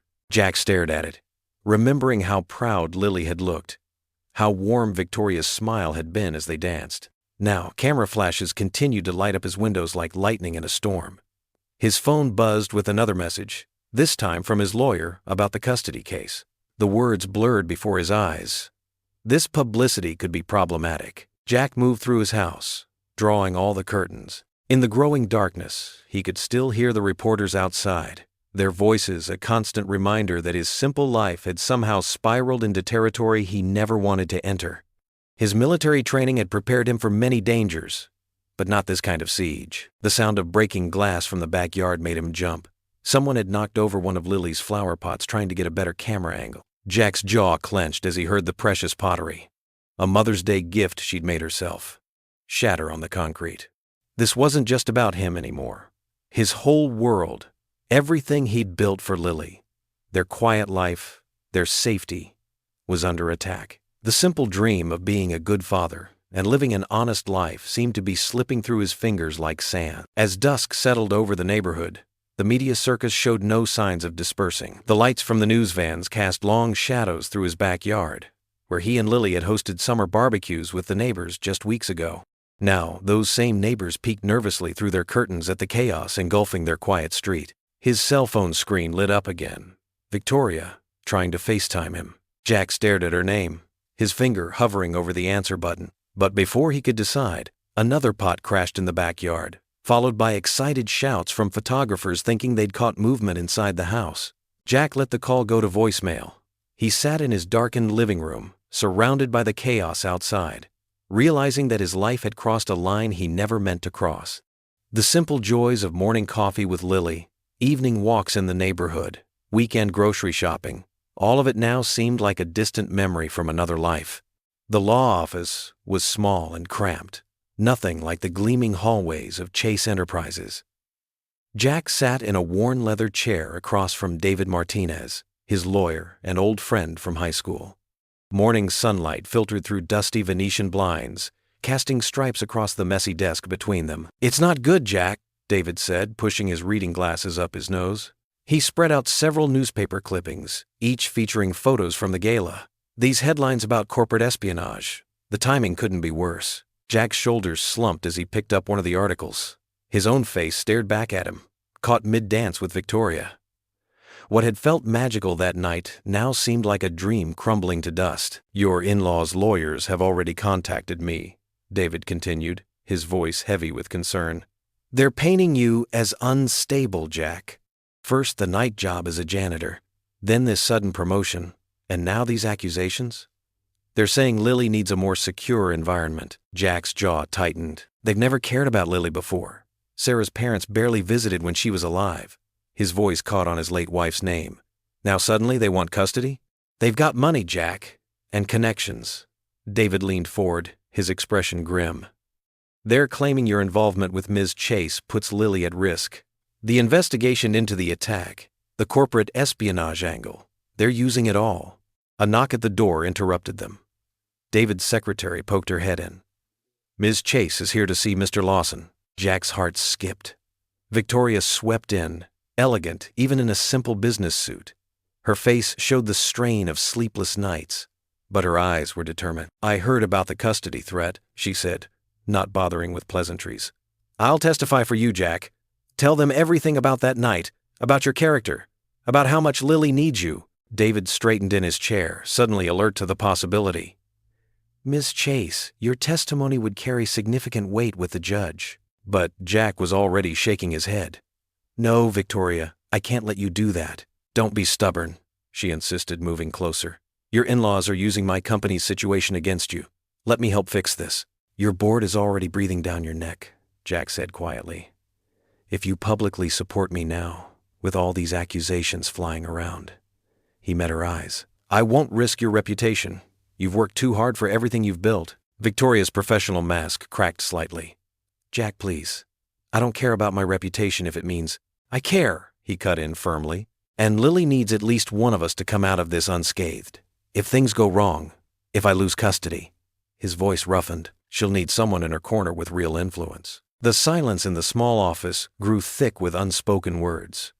David busied himself with his papers, trying to give them privacy. Victoria moved to touch Jack's arm, but he stepped back.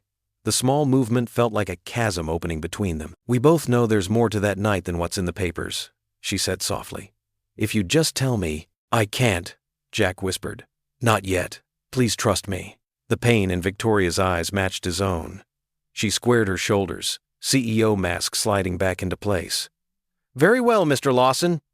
"I'll respect your wishes." She turned to leave, then paused at the door. "But I won't give up on you, either of you." After she left, David let out a long breath. "She really cares about you, Jack." "Yeah," Jack said roughly. "That's what worries me." The rest of the day passed in a blur of legal documents and mounting anxiety. By evening, Jack's head throbbed as he pulled into his driveway. Paparazzi had finally cleared out, but their presence lingered in the trampled flower beds Lily had planted last spring. Inside, he found Lily waiting up despite his texts telling her not to. She was in her pajamas, curled up on the couch with her math homework spread around her. "Time for bed, kiddo," he said, trying to keep his voice light. She gathered her books slowly. "Did you see Ms. Chase today?" Jack helped her collect scattered pencils. "Yeah, I did." "Is she mad at us?" "No, honey." He wrapped an arm around her shoulders as they headed upstairs. "She's trying to help, actually. But sometimes grown-ups have to make hard choices to protect the people they care about." In her room, Lily climbed into bed, clutching the stuffed bear Sarah had given her years ago. Jack tucked the covers around her, just like he had every night since she was tiny. "The kids at school were talking," Lily said quietly. "About you in the newspapers. Tommy Miller said you might be a bad guy." Jack's heart clenched. He sat on the edge of her bed, smoothing her hair back. "What do you think?" "I think you're my dad," she said firmly. "And Mom always said you were the best man she ever knew." Tears pricked at Jack's eyes.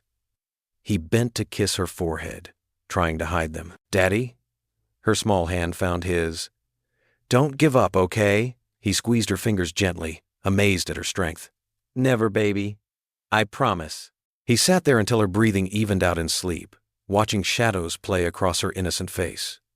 His little girl, so much like her mother, seeing straight through to the heart of things. The weight of everything he stood to lose pressed down on his chest until he could barely breathe. But Lily's words echoed in his mind. Don't give up. For her, he never would.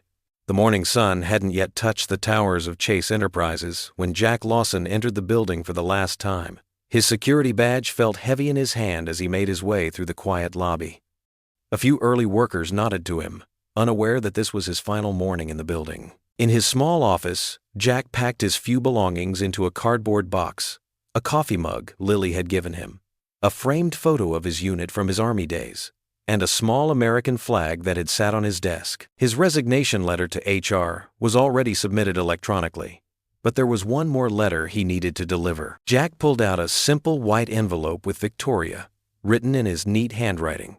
He'd spent half the night writing and rewriting the words, trying to explain why he had to leave. The final version was brief but honest. Dear Victoria, thank you for believing in me when few others did. These past weeks have shown me a world I never thought I'd be part of, and your kindness has meant more than I can say. But I can't let the scandal surrounding me damage everything you've built. More importantly, I can't risk losing Lily. She's all I have left of her mother, and I have to protect her at all costs. You deserve someone who won't complicate your life. Someone whose past won't put your reputation at risk. I'll always be grateful for the time we shared. Take care of yourself. Jack. The elevator ride to the executive floor felt longer than usual. The offices were still empty, dawn barely breaking through the floor-to-ceiling windows.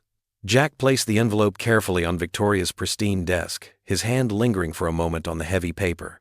In the corner of her office stood a small table where they'd shared late-night coffee and conversations about their lives. He remembered how she'd laughed at his stories about Lily's childhood adventures, how her eyes had softened when he talked about his wife's passing. Those moments had felt real, like the walls between their worlds had temporarily vanished. Back in the security office, Jack handed his badge to the morning supervisor. "It's been an honor, sir," the young guard said, clearly confused by the sudden departure of his boss. Jack just nodded, unable to explain. Meanwhile, Victoria's morning began with the harsh voices of her board members in an emergency conference call. "The press is having a field day with these corporate espionage rumors," one director snapped. "We need you to make a public statement distancing yourself from Lawson immediately." Victoria sat at her desk, her usually perfect posture slumping slightly. "We don't have any proof that Jack was involved," she argued, but her voice lacked its usual force. The weight of responsibility pressed down on her shoulders like a physical thing. "The appearance of impropriety is enough," another board member cut in. "Chase Enterprises cannot afford to be associated with this kind of scandal. Think of the shareholders, Victoria." When she finally ended the call, Victoria noticed the envelope on her desk. Her hands trembled slightly as she read Jack's words. The paper crumpled in her grip, and for the first time in years, she felt tears threatening to fall. Her assistant knocked gently. "Ms. Chase, the press is asking for a statement about Mr. Lawson's resignation." Victoria straightened her spine, years of training taking over. "Tell them no comment at this time," she said, her voice steady despite the ache in her chest. After her assistant left, she stood at her window, looking down at the street below. A familiar figure carrying a cardboard box was walking away from the building, his shoulders squared against the morning wind. Across town, Jack entered his apartment, setting the box down heavily on the kitchen counter. Lily was at school. He couldn't bear to tell her about his resignation yet. The custody hearing notice sat on the table like a ticking bomb. His in-laws' lawyers had already contacted him, suggesting they might reconsider their custody suit if he agreed to let Lily live with them during the school year. The apartment felt eerily quiet. Jack walked to the bedroom and took down the photo of Sarah, Lily's mother, from the dresser. In the picture, she was laughing, her arms around a much younger Lily at the park. The sunlight had caught her hair just right, making it glow like a halo. "I don't know what to do, Sarah," he whispered, running his thumb over the frame. "I promised to keep her safe, to give her a good life, but everything's falling apart." His voice cracked slightly. "I need your strength now more than ever." The photo offered no answers, just Sarah's frozen smile and the memory of happier days. Jack sank onto the edge of his bed, still holding the picture. Outside, the city continued its morning rush, unaware of the quiet devastation within these walls. He closed his eyes and did something he hadn't done since Sarah died. He prayed, silently but fervently, for the strength to face whatever came next. The custody hearing date circled in red on his kitchen calendar seemed to mock him from across the room. In just 2 weeks, he could lose everything that mattered. The thought of Lily being taken away, of her growing up in her grandparents' cold mansion instead of in their warm little home, made his chest tighten with fear. The sound of a car horn outside startled him from his thoughts. For a brief moment, he hoped it might be Victoria, coming to tell him they could figure this out together. But the street below was full of strangers, each lost in their own world, none of them able to help him with the impossible choice he'd had to make. Jack placed Sarah's photo carefully back on the dresser, adjusting it until it was perfectly straight. Then he stood there, waiting for his vision to clear, preparing himself to be strong when Lily came home from school. He would have to explain why he'd left his job, why they might have to make changes, why sometimes love meant making painful choices. The courthouse loomed over Jack like a mountain of stone and judgment. He sat rigidly in the wooden chair, his military posture unable to hide the weariness in his shoulders. The courtroom's vaulted ceiling and polished wood panels felt suffocating, nothing like the warmth of the small home he'd made for Lily. Margaret and Richard Thompson, Lily's maternal grandparents, sat across the aisle. Their expensive suits and perfect posture screamed old money and influence. Their lawyer, a sharp-featured woman in designer clothes, stood at the podium. "Your Honor," the lawyer began, her voice cutting through the hushed courtroom. "Miss Lawson's recent involvement in a corporate scandal at Chase Enterprises raises serious concerns about his ability to provide a stable environment for Lily." Jack's hands tightened into fists under the table. His own lawyer, a kind but overworked public defender named Tom Martinez, shifted uncomfortably beside him. Furthermore, the Thompsons' lawyer continued, "Mr. Lawson's employment history shows instability, from military service to janitorial work, and most recently, a security position he's already resigned from. The pattern is clear." The judge, an older woman with silver-rimmed glasses, looked down at her notes. Jack could feel the weight of her gaze when she glanced his way. "My clients can provide Lily with the best education, stable home life, and financial security that Mr. Lawson simply cannot match." Jack's chest tightened. He thought of Lily waiting at home with their elderly neighbor, Mrs. Rodriguez. His daughter had begged to come to court, but he couldn't bear to have her witness this. When it was their turn, Tom stood up, straightening his rumpled suit. "Your Honor, Jack Lawson is a decorated veteran who has raised his daughter single-handedly since his wife's passing.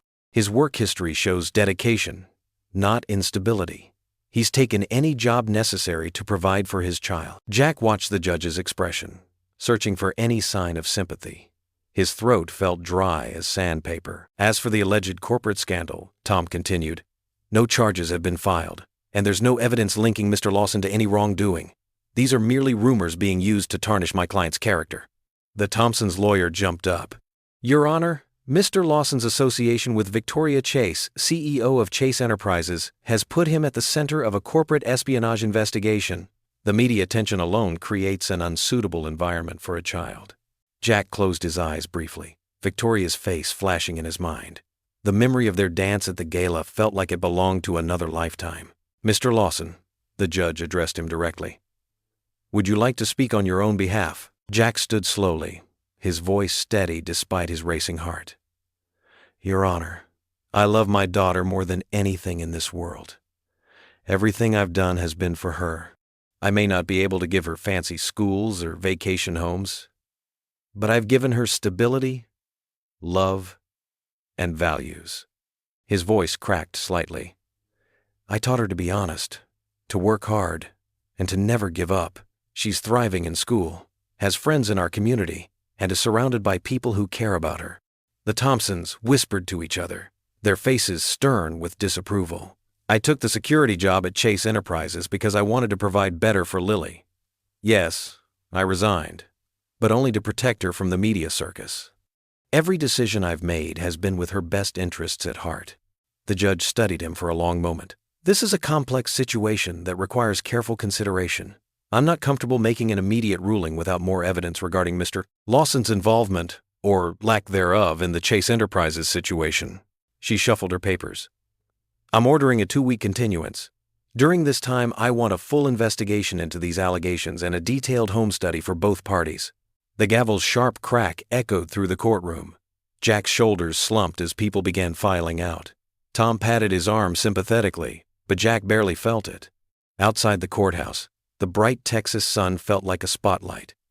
Jack loosened his tie, feeling the weight of defeat pressing down on him. As he descended the stone steps, his eyes caught movement across the street. Victoria stood there, elegant even in her obvious distress. Their eyes met briefly. Tears streamed down her face as she watched him, her hand pressed against her mouth. She made no move to approach, and Jack understood why. Their worlds had become too dangerous to intersect. He turned away, unable to bear the sight of her pain matching his own. The sound of traffic and courthouse bustle faded into a dull roar as he walked to his truck, each step feeling heavier than the last. Behind him, Victoria remained rooted to her spot, her tears falling freely now as she watched the man she'd grown to care for walk away, knowing her silence might cost him everything he held dear.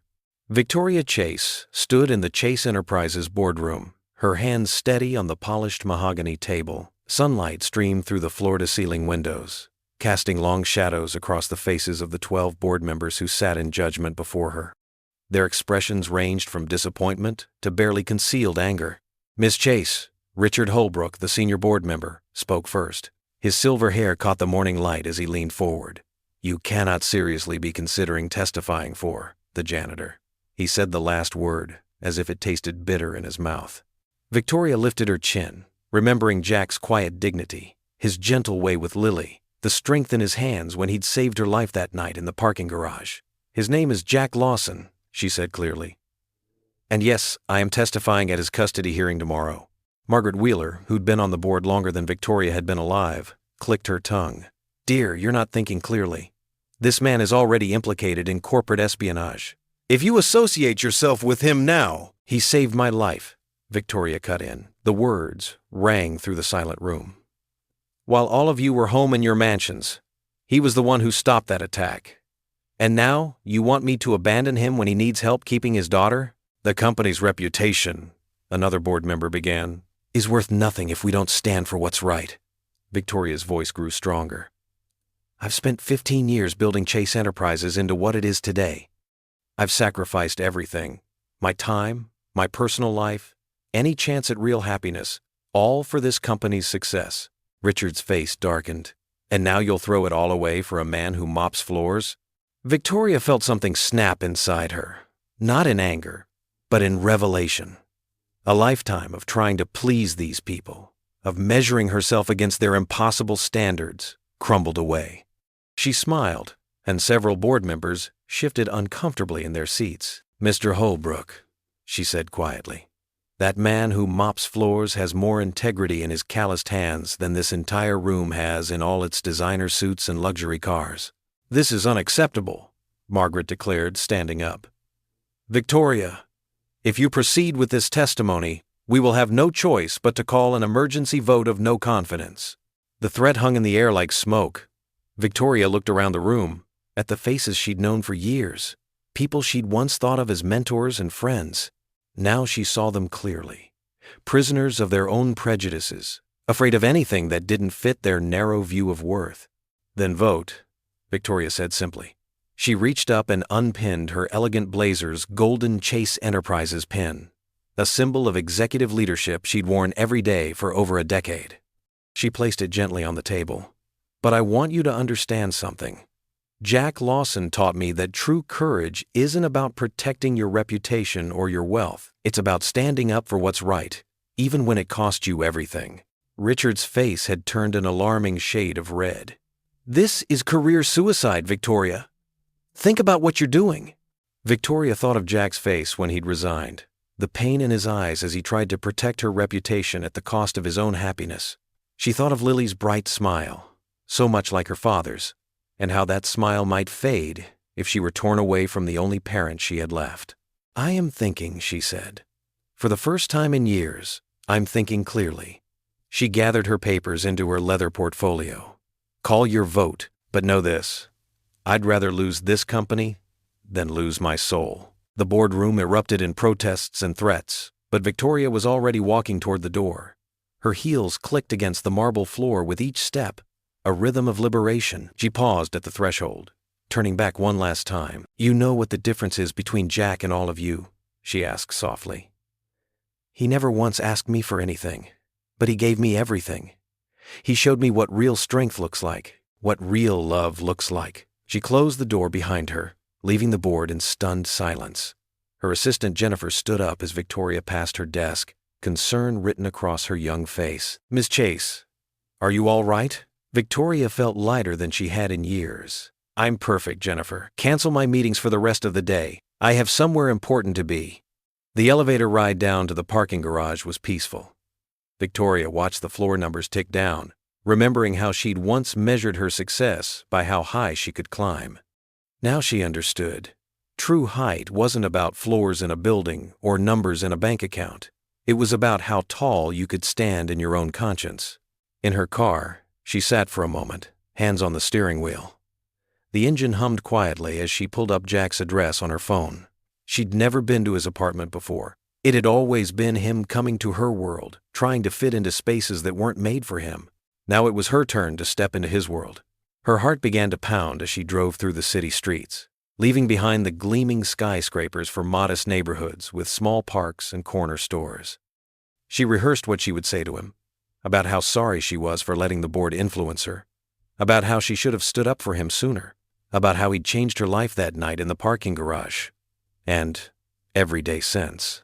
The words tumbled through her mind as she navigated the unfamiliar streets. Jack, I know I let you down, but I'm here now. No, that wasn't right. Jack, I finally understood what you've been trying to teach me all along. Better, but still not quite there. Her hands tightened on the steering wheel as she turned onto his street. The apartment building was small but well maintained, with window boxes full of flowers and children's bikes chained to the rack out front. It was nothing like her penthouse with its stark modern art and empty rooms, but somehow it felt more like home than anywhere she'd been in years. Victoria parked her car and checked her reflection in the rearview mirror. For once, she wasn't seeing the CEO of Chase Enterprises or the billionaire heiress the magazines loved to write about. She saw just Victoria, a woman who had finally found something worth fighting for. Her heart thundered against her ribs as she stepped out of the car. The walk to his building's front door felt like the longest journey of her life, each step carrying her further from the world she'd known and closer to the truth she'd been searching for all along. The evening shadows stretched long across Jack's small front yard as he sat at his kitchen table, papers scattered before him. Legal documents, custody forms, and bills, they all blurred together in a maze of worries. The clock on the wall ticked steadily, marking time in the quiet house. Lily was in her room, probably pretending to do homework while actually worrying about their future. A knock at the door startled him. It was gentle but firm, echoing through the modest home. Jack's heart skipped. No one visited this late. He pushed back his chair, the legs scraping against the worn linoleum floor, and made his way to the door. Through the peephole, a familiar figure stood on his porch, illuminated by the yellow porch light. His hand hesitated on the doorknob. Victoria Chase, the last person he expected to see, yet the one person he couldn't stop thinking about. Taking a deep breath, he opened the door. Victoria stood there, looking both determined and vulnerable. Gone was her usual corporate armor, the designer suits and perfect makeup. Instead, she wore simple jeans and a sweater, her hair loose around her shoulders. Her eyes were red-rimmed but fierce with purpose. "Jack," she said softly, her voice carrying in the evening quiet. "Please, can I come in?" He stepped back automatically, his military training kicking in as he scanned the street behind her for paparazzi or curious onlookers. "You shouldn't be here, Victoria. The board. I don't care about the board anymore." She stepped inside, her perfume bringing memories of their dance at the gala flooding back. "I've spent my whole life caring about what other people think, about maintaining an image, about power and control. But none of it matters if I can't be true to myself." Jack closed the door, keeping his distance. The small entryway felt charged with tension. "Victoria, I resigned for a reason. I won't let my problems drag you down. Your company is just a company," she interrupted, taking a step closer. "But you and Lily, you showed me what really matters. Community. Family. Love." Her voice caught on the last word. "I sat in that boardroom today, listening to them tell me to stay away from you, and all I could think about was how empty my life was before I met you." Jack ran a hand through his hair, fighting the hope that threatened to rise in his chest. "It's not that simple. The custody hearing, I'm testifying." Victoria's words rang with certainty. "I don't care what the board threatens or what the media says. I'm going to tell the judge exactly who you are. The man who saved my life, who puts his daughter first, who shows up every day with dignity and honor no matter what life throws at him. Victoria." His voice was rough with emotion. "I can't ask you to risk everything. You didn't ask. I'm choosing this." She moved closer, close enough that he could see the tears threatening to spill from her eyes. "When that man attacked me in the garage, you didn't hesitate. You didn't calculate the risks or worry about consequences. You just acted because it was right. Now it's my turn to do what's right." Jack felt his carefully constructed walls beginning to crumble. "I've tried so hard to stay strong for Lily, to prove I can provide for her, protect her, but everything I do seems to make things worse." "That's not true." Victoria reached out, touching his arm. Your daughter adores you. I've seen how the veterans respect you, how the community supports you. You're not alone in this fight anymore, Jack." The simple touch broke something in him. Months of worry, fear, and loneliness crashed through his defenses. "I miss you," he admitted, his voice barely above a whisper. "Every day at work, I walk past your office. Every night, I remember our talks, our dance at the gala. But I convinced myself I had to stay away to protect you." Victoria's other hand came up to cup his face. "I miss you too, more than I thought possible. These past weeks without you, nothing feels right anymore. The office is just an office. The penthouse is just empty rooms. I kept thinking about that night at the Veterans Fundraiser, how real everything felt. How real you made me feel." Jack's hands found her waist, drawing her closer. "I never stopped thinking about you, not for a single day." Victoria's tears finally spilled over. "Then stop pushing me away. Let me help. Let me be part of your life, yours and Lily's. Whatever comes, we'll face it together." He pulled her into his arms then, holding her tightly as if she might disappear. She pressed her face into his shoulder, her arms wrapping around him just as fiercely. They stood like that in his modest entryway, the wall clock ticking steadily, the sound of distant traffic floating through the windows. "Daddy," Lily's voice came from the top of the stairs. They turned to see her standing there in her pajamas, hope written across her young face. "Miss Chase, are you staying?" Victoria wiped her eyes, keeping one arm around Jack's waist. "If that's okay with you, sweetheart." Lily's smile lit up the dim hallway. "More than okay." Jack held Victoria closer, feeling her warmth against him, the steady beat of her heart matching his own. For the first time in weeks, hope didn't feel like a dangerous thing to hold on to. It felt like coming home. Victoria's heels clicked against the polished floor of her private office as she paced, her heart racing with anticipation. Her lead investigator, Thompson, had just called with urgent news.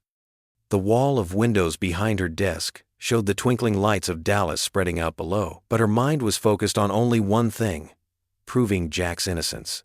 The door opened, and Thompson strode in, clutching a thick manila folder. His usually stern face bore the hint of a smile. "Miss Chase, we've got it. All of it." Victoria's hands trembled slightly as she took the folder. "Tell me." The attacker, Marcus Reed, just confessed everything. Thompson pulled out several documents, spreading them across her desk. "He was hired by Apex Industries. We have the wire transfers, the encrypted emails, everything. They wanted to destabilize Chase Enterprises by making you look vulnerable." Victoria sank into her chair, relief washing over her as she examined the evidence. Bank statements showed a clear money trail from Apex to offshore accounts. Surveillance photos captured Reed meeting with Apex executives. Most damning of all was Reed's signed confession, detailing how he'd been hired to attack her that night in the parking garage. "And Jack?" she asked, her voice barely above a whisper. "Completely clean. There's not a single connection between him and any of this. He really was just in the right place at the right time. A true hero." Victoria pressed her hands to her face, fighting back tears of relief. She reached for her phone, her fingers hovering over Jack's number before pulling back. No, this news deserved to be delivered in person.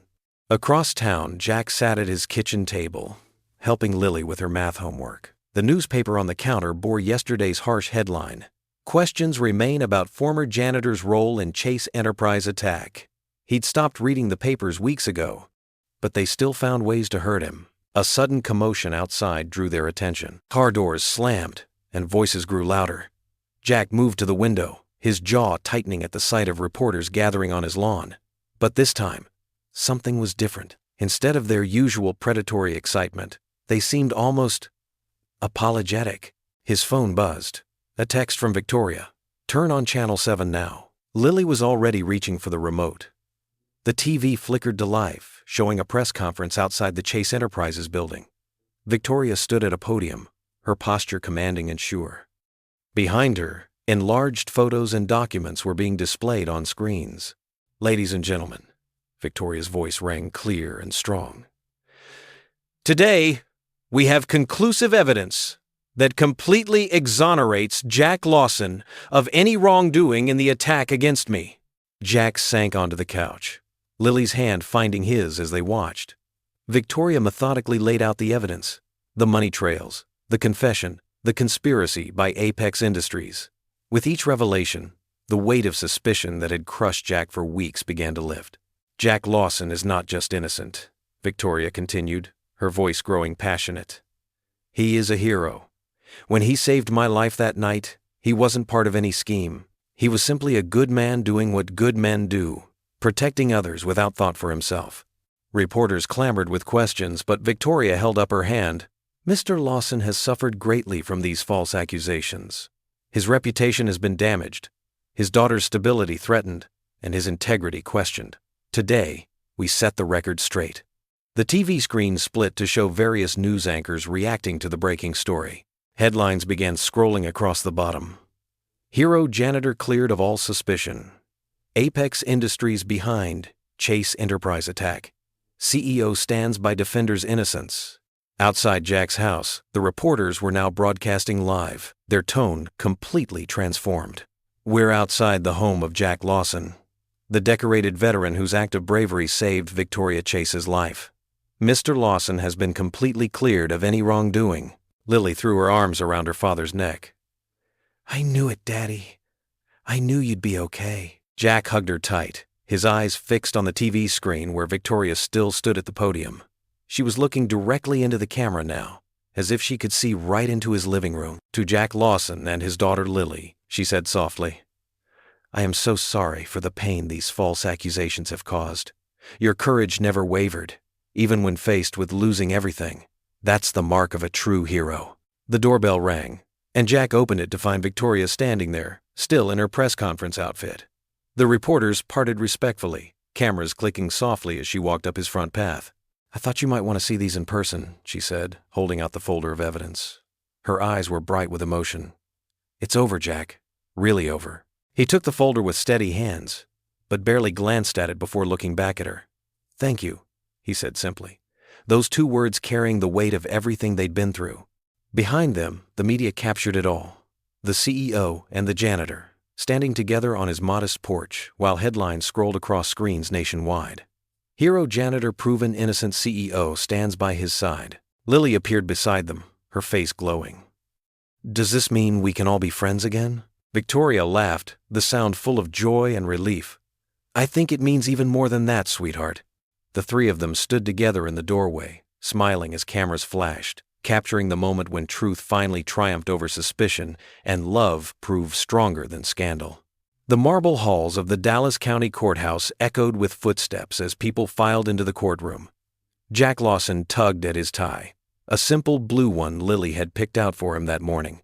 His hands were steady, but his heart thundered in his chest. The polished wooden benches creaked as spectators settled in. All rise, the bailiff called out. Judge Eleanor Martinez swept into the courtroom, her black robes rustling as she took her seat. Her face remained neutral as she surveyed the packed room. Be seated, she commanded, her voice firm but not unkind. Jack felt a gentle pressure on his arm and turned to find Victoria Chase beside him. She wore a modest navy suit, her usual CEO power attire replaced by something more appropriate for court. Her presence steadied him, like an anchor in rough seas. We're here to continue the custody hearing for Lily Lawson, Judge Martinez announced. I understand there are new developments to be presented? Jack's lawyer, Mr. Bennett, stood. Yes, Your Honor. We have additional testimony and evidence to present. In the front row, Lily sat between two social workers, her hands clasped tightly in her lap. She wore her best dress, the yellow one with white flowers that reminded Jack so much of her mother. Her eyes never left him. The court calls Victoria Chase, Mr. Bennett announced. A murmur rippled through the courtroom as Victoria rose gracefully and made her way to the witness stand. Jack's in-laws, seated across the aisle, whispered furiously to their lawyer. After being sworn in, Victoria sat tall, her eyes clear and determined. I'm here today, she began, her voice carrying clearly through the hushed courtroom, to speak about a man of extraordinary character, Jack Lawson. She described that night in the parking garage, painting a vivid picture of Jack's courage and quick thinking. He didn't hesitate. He didn't know who I was. He simply saw someone in danger and acted. And since then? Mr. Bennett prompted. Since then, I've had the privilege of seeing who Jack Lawson truly is. Victoria's voice softened with emotion. I've watched him work double shifts to provide for his daughter. I've seen him help elderly veterans in his community without asking for recognition. But most importantly, I've witnessed his relationship with Lily. Victoria turned to look directly at the judge. Your Honor, I run a multi-billion-dollar corporation. I've met world leaders and captains of industry, but I've never met anyone who embodies integrity and devotion the way Jack Lawson does. The opposing lawyer stood for cross-examination. Miss Chase, isn't it true that Mr. Lawson was recently involved in a corporate scandal? That allegation has been completely disproven, Victoria replied firmly, producing a folder. I have here signed confessions and documented evidence showing that the attack on me was orchestrated by a rival company. Jack Lawson was never involved. In fact, he resigned from his position at my company to protect both me and his daughter from negative publicity, putting our well-being above his own interests. Judge Martinez accepted the documents, reviewing them carefully while the courtroom held its breath. Your Honor, Victoria continued, her voice thick with emotion. I've seen how Lily lights up when her father enters a room. I've watched him help her with homework after working 12-hour shifts. I've seen him skip meals to make sure she has everything she needs for school. That's not just being a parent. That's being an extraordinary one. Lily couldn't contain herself any longer. She burst from her seat and ran to her father, tears streaming down her face. Please, she cried out, wrapping her arms around Jack's waist. I want to stay with my daddy. He's all I have. The social workers moved to intercept her, but Judge Martinez held up her hand. Let her speak. Lily turned to face the judge, her small hands clutching Jack's. My dad works so hard for me. He makes me feel safe and loved every single day. Even when things are hard, he never lets me see him worry. He's teaching me to be brave and kind, just like him. She wiped her eyes with the back of her hand. Please don't take me away from him. Judge Martinez removed her glasses, studying the scene before her. The courtroom was silent except for Lily's quiet sniffles as Jack held her close. I've reviewed all the evidence, the judge began. I've heard testimony from family members, teachers, social workers, and now one of the most prominent business leaders in our state. But most importantly, I've heard from Lily herself. She paused, looking directly at Jack. Mr. Lawson, while your financial situation may be modest, it's clear that you provide something far more valuable, a loving, stable home filled with dedication and sacrifice. She shuffled her papers decisively. It is the finding of this court that custody of Lily Lawson shall remain with her father, Jack Lawson. The courtroom erupted in cheers. Lily threw her arms around Jack's neck, and he lifted her up, holding her close as tears of relief rolled down his cheeks. Victoria beamed from the witness stand, her own eyes glistening. Daddy, Lily whispered against his neck. We're going to stay together forever? Forever and always, sweetheart, Jack promised, his voice rough with emotion. Forever and always. The judge's gavel cracked through the celebration. Order, she called, though she was smiling. Mr. Lawson, I expect you to continue being the excellent father you've proven yourself to be. Yes, Your Honor, Jack managed, still holding Lily tight. Thank you. Thank you so much. Around them, people were hugging and crying. Victoria had stepped down from the witness stand, watching the scene with joy written across her face. Jack's fellow veterans, who had packed the back rows of the courtroom, were clapping and whistling. Even some of the court staff were wiping away tears. Lily wouldn't let go of her father, and Jack had no intention of letting her go either. They stood in the middle of it all, father and daughter, their world finally secure. The nightmare was over. They were going home, together. The warm glow of sunset filtered through the windows of Jack's modest apartment, casting long shadows across the kitchen. The small dining table, usually set for two, now had 3 places, each with mismatched plates that somehow made everything feel more homey. The aroma of baked chicken and roasted vegetables filled the air, mixing with the sweet scent of fresh-baked rolls. Victoria Chase sat at the table, her designer blazer draped over the back of her chair, looking more relaxed than she had in months. Her long, dark hair was loose around her shoulders, and she'd rolled up the sleeves of her silk blouse. Gone was the stern CEO. In her place sat a woman who couldn't stop smiling. Pass the green beans, please, Lily asked, grinning at Victoria. Her blue eyes sparkled with joy, matching the happiness radiating from her father who sat across from her. Jack handed over the bowl, his weathered hands steady and sure. The lines of worry that had creased his face for weeks had softened. He watched as Victoria helped herself to more chicken, noting how natural she looked in their humble kitchen. "I still can't believe we won," Lily said between bites. "When the judge said I could stay with Dad," she paused, her fork halfway to her mouth. "I thought my heart was going to burst." "Mine too, sweetheart," Jack admitted, his voice gentle. He reached across the table and squeezed her hand. "Mine too." Victoria set down her glass of water, her expression thoughtful. "You know what amazed me most today? The way the whole community showed up to support you both. I counted at least 30 people from the Veterans Fundraiser in that courtroom. Small towns stick together," Jack said with a hint of pride. "Though I never expected." He shook his head, still processing the day's events. Lily sprinkled more pepper on her potatoes, a mischievous glint in her eye. "Remember Mrs. Henderson's face when she told the judge about how Dad fixed her roof last winter, for free? And didn't even tell anyone about it," Victoria added, giving Jack a knowing look. "Though I wasn't surprised.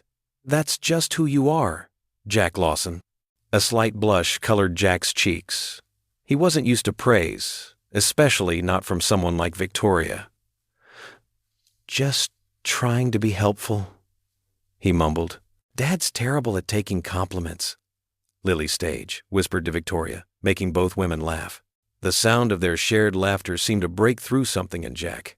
His shoulders relaxed completely for the first time in weeks, and a genuine smile spread across his face. "You know what?" he said, pushing his plate back slightly. "I haven't felt this peaceful in a long time." Victoria reached over and touched his hand lightly. "Me neither. All those board meetings, the constant pressure, none of it matters compared to this. Just being here, with both of you. Even though our plates don't match?" Lily teased, holding up her blue ceramic plate next to Victoria's white one. "Especially because they don't match," Victoria replied firmly. "It's perfect exactly as it is." They lingered over dinner, sharing stories and small moments they'd missed during the weeks of separation. Jack told them about his first apartment after leaving the army, making them laugh with tales of his disastrous attempts at cooking. Victoria opened up about her childhood, describing lonely dinners in massive dining rooms where children were seen but not heard. "I never thought I'd find this," Jack said quietly, after a comfortable lull in the conversation. His eyes met Victoria's, then moved to Lily. "After losing Sarah, I convinced myself that was it, that Lily and I would just figure it out on our own." "But you didn't have to," Victoria said softly. "No," he agreed, his voice thick with emotion. "We didn't." Lily yawned suddenly, trying to hide it behind her hand. The excitement of the day was finally catching up with her. She blinked slowly, fighting to keep her eyes open.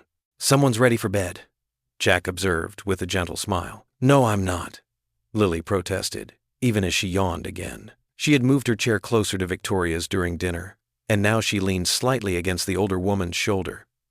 "Can't we stay up a little longer?" Victoria wrapped an arm around Lily's shoulders, drawing her closer. The gesture was so natural, so maternal, it made Jack's heart ache in the best possible way. Lily's eyes fluttered closed as she nestled against Victoria's silk blouse. "Just 5 more minutes," Lily mumbled, already half asleep. Jack watched his daughter drift off, completely trusting and secure against Victoria's shoulder. The sight filled him with a profound sense of rightness.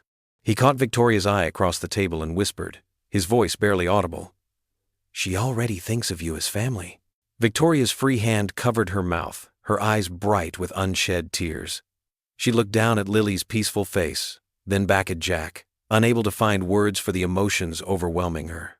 The kitchen grew quiet except for Lily's soft, steady breathing. The dishes sat forgotten on the table, the remnants of their meal, a testament to the simple joy of being together. Outside, the last rays of sunset painted the sky in shades of purple and gold, a perfect ending to a day that had changed everything. The morning sun glinted off the gleaming glass facade of Chase Enterprises headquarters. Victoria and Jack stood at the building's entrance, their hands clasped together. Her fingers trembled slightly, but Jack's steady grip gave her strength. She wore her signature power suit, while Jack was dressed in a crisp security uniform that highlighted his military bearing. "Ready?" Jack asked softly, his eyes warm with concern. Victoria took a deep breath, squeezing his hand. "With you? Always." They pushed through the revolving doors together. The lobby fell silent as employees stopped in their tracks, phones raised to capture the moment. Victoria's heels clicked purposefully across the marble floor, Jack matching her stride. Gone was any trace of the hesitation that had once marked his steps in this building. At the security desk, Officer Rodriguez's face broke into a wide grin. He snapped to attention and saluted Jack, who returned it with precision. Other security personnel followed suit, creating a ripple of respect through the lobby. "Welcome back, sir," Rodriguez called out. "We've missed your leadership." The elevator ride to the executive floor was filled with meaningful glances between them. Victoria's thumb traced small circles on Jack's hand, remembering all the late-night conversations they'd shared in this very building. How far they'd come from that terrifying night in the parking garage. The doors opened to reveal the board members waiting in the conference room, their faces a mix of concern and calculation. Victoria lifted her chin, every inch the CEO they'd always known, but with a new fire in her eyes. "Good morning," she announced, her voice carrying down the hallway. Employees began emerging from their offices, drawn by the commotion. "I believe we have some matters to discuss." Inside the conference room, the board chairman, Maxwell Peters, stood with a tight smile. "Victoria, perhaps we should speak privately." "No more private conversations," Victoria cut in. "No more whispered threats about image and propriety." She turned to address the growing crowd of employees gathering outside the glass walls. "Everything I have to say will be said in the open." Jack stood tall beside her, his presence both protective and proud. The morning light streaming through the windows caught the silver at his temples, highlighting the quiet dignity that had first drawn Victoria to him. "Ladies and gentlemen," Victoria projected her voice to reach everyone. "Many of you know Jack Lawson. Some of you know him as the janitor who saved my life. Others know him as the decorated veteran who served our country. Today, I'm proud to introduce him in his newest role, Head of Security for Chase Enterprises." A burst of applause erupted from the employees, led by the security team. Even some board members joined in, reading the room's energy. Jack's face remained composed, but his eyes shone with emotion. "But more than that," Victoria continued, her voice softening with genuine feeling. "He's the man who taught me that true worth isn't measured by bank accounts or social status. It's measured by character, by courage, and by how we treat others." The board chairman cleared his throat. "Victoria, while we appreciate the sentiment, there are protocols." "The protocols that allowed corporate espionage to threaten this company?" Victoria challenged. "The same protocols that almost let an innocent man take the blame? No, Maxwell. It's time for change." She gestured to the security team standing at attention near the door. "Jack has already reorganized our security protocols, identifying vulnerabilities our previous consultants missed. His military experience and leadership skills make him uniquely qualified for this position." A murmur of approval rippled through the crowd. Several board members exchanged glances, their resistance visibly weakening as they witnessed the overwhelming support from the employees. "Furthermore," Victoria added, "our public relations team reports that social media response to Jack's vindication has been overwhelmingly positive. Our company's approval ratings have actually increased since the truth came out." The chairman's expression shifted from concern to careful consideration. Victoria recognized the look. He was calculating the benefits versus the risks, just as she knew he would. "Perhaps," Maxwell conceded, "we were hasty in our previous judgments."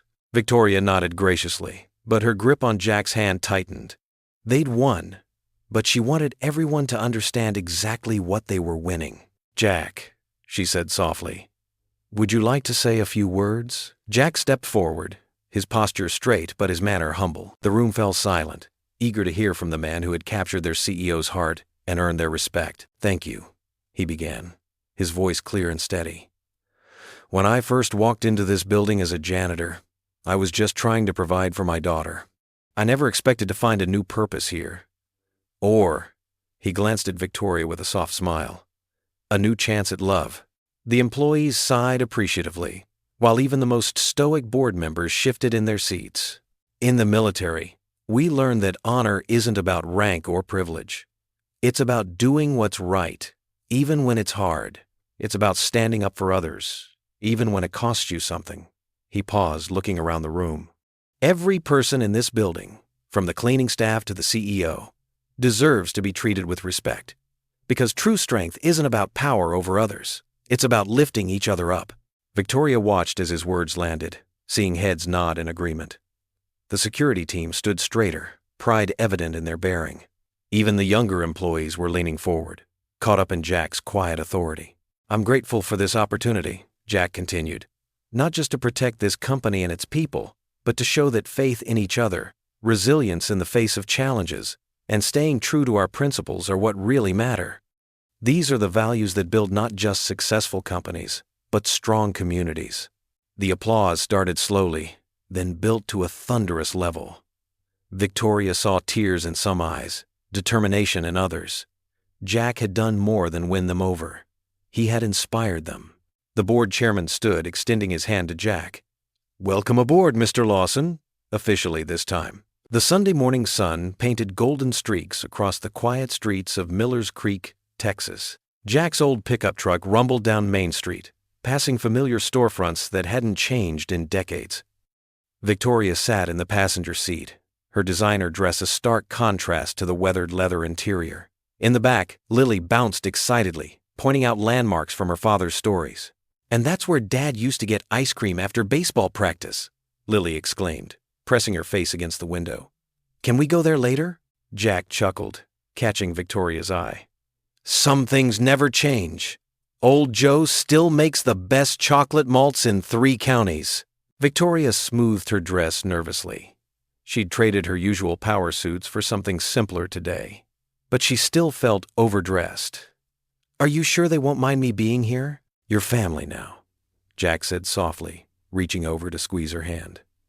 "This town knows how to welcome family." They pulled into the gravel parking lot of First Baptist Church, where white-clappered walls gleamed in the morning light. Several older couples were already making their way up the wooden steps, their Sunday best pressed and proper. A few heads turned as Jack helped Victoria from the truck, but the looks were warm and curious rather than judgmental. "Jack Lawson," a robust woman in her 70s hurried down the steps, arms outstretched. "We've missed you at potluck, Mrs. Henderson." Jack grinned, accepting her fierce hug. "You remember Lily? Growing like a weed," Mrs. Henderson beamed, pulling Lily close. Then she turned to Victoria, her kind eyes twinkling. "And this must be the lady who's been taking such good care of our Jack." Victoria felt her cheeks warm. "I'm Victoria Chase. It's lovely to meet you." "Chase Enterprises Victoria Chase?" Mrs. Henderson's eyebrows rose, but her smile never wavered. "Well, honey, any woman who sees the gold in Jack's heart is welcome here. Come on in. We saved your family's usual pew." Inside, the church was a symphony of creaking wood and soft whispers. Sunlight streamed through stained glass windows, casting rainbow patterns across worn hymnals. Jack guided them to a pew near the middle, where an elderly man was already seated. "Pastor Mike." Jack nodded respectfully. The pastor stood, his weathered face breaking into a wide smile. "Welcome home, son." He turned to Victoria, extending a calloused hand. "We've been praying for you both. The whole town followed your story." Victoria blinked back unexpected tears. "Thank you. That means more than you know." As the congregation filled in around them, Victoria was struck by the genuine warmth in every greeting. Children waved at Lily. Elderly women patted Jack's shoulder, and not a single person treated Victoria like the billionaire CEO she was. Here, she was simply Jack's Victoria. The service began with familiar hymns, the piano slightly out of tune but played with heart. Victoria found herself swaying to the music, touched by the sincerity in every voice. Jack's deep baritone rumbled beside her, and Lily's clear soprano joined in confidently. This wasn't the polished performance of her usual cathedral. It was raw, real, and somehow more powerful. After the service, the congregation gathered in the church basement for coffee and donuts. The linoleum floors and fluorescent lights were a far cry from Victoria's usual Sunday brunches, but the laughter and conversation filling the room felt more genuine than any corporate gathering she'd ever attended. "Miss Victoria," a teenage girl approached shyly. "Thank you for helping Mr. Jack keep Lily. We've been best friends since kindergarten." Before Victoria could respond, more townspeople gathered around, each with a story about Jack's kindness or Lily's achievements. They spoke of casseroles delivered during illnesses, driveways shoveled after storms, and countless small acts of generosity that Jack had never mentioned. Victoria felt something shift in her heart. Here was wealth that couldn't be measured in dollars, a richness of spirit that her corporate world had never shown her. She looked around the room, at the mismatched coffee mugs and hand-sewn quilts on the wall, at the children sharing cookies and the elders sharing wisdom. Standing suddenly, Victoria cleared her throat. The room quieted, all eyes turning to her. Jack started to rise, but she squeezed his shoulder gently. "I'd like to say something, if I may," she began, her voice soft but clear. "I came here today feeling nervous about fitting in. In my world, worth is measured by stock prices and profit margins. But you've shown me what real wealth looks like." She gestured to the room around them. "It's in the way you welcome strangers as family. It's in the love you've given Lily, the support you've shown Jack. It's in every casserole, every prayer, every kind word." Her voice wavered slightly. "I run a billion-dollar company, but you've taught me that the richest people I've ever met are right here in this church basement." Murmurs of appreciation rippled through the crowd. Mrs. Henderson dabbed at her eyes with a tissue. Pastor Mike nodded approvingly. "Thank you," Victoria continued, "for showing me what community truly means, for teaching me that real wealth isn't in bank accounts. It's in the hearts of people who care for each other." As she sat down, Jack wrapped an arm around her shoulders. His eyes shone with pride and something deeper, a love built on shared understanding. Around them, the congregation resumed their conversations, but now Victoria was fully part of them. Women shared recipes, men discussed the Cowboys' chances this season, and children begged for one more donut. Later, as sunlight slanted through the basement windows, Jack led Victoria and Lily toward the door. They had promises to keep: ice cream at Old Joe's, a drive past Jack's childhood home, dinner with his high school football coach. But before they left, Jack paused in the doorway. He looked at Victoria, taking in how naturally she fit here among his people. Her expensive dress was spotted with coffee stains, her perfect hair slightly mussed from hugging children, and she had never looked more beautiful to him. Jack squeezed her hand tenderly. "This is where I belong," he whispered, his voice rough with emotion. "And now, so do you." The Texas evening painted the sky in brilliant shades of orange and pink as Jack, Victoria, and Lily settled onto the worn wooden porch swing of their modest home. The old chains creaked softly with each gentle sway, a familiar sound that had become comfort to all three of them. Victoria had kicked off her expensive heels, letting her bare feet brush against the weathered boards beneath them. Lily sat cross-legged on the porch railing, her homework forgotten beside her as she watched the colors change in the sky. The evening air was warm and sweet, with the scent of blooming jasmine that crawled up the porch trellis, a plant Jack's late wife had lovingly tended years ago. "The sunset's prettier here than from my penthouse," Victoria mused, leaning slightly against Jack's shoulder.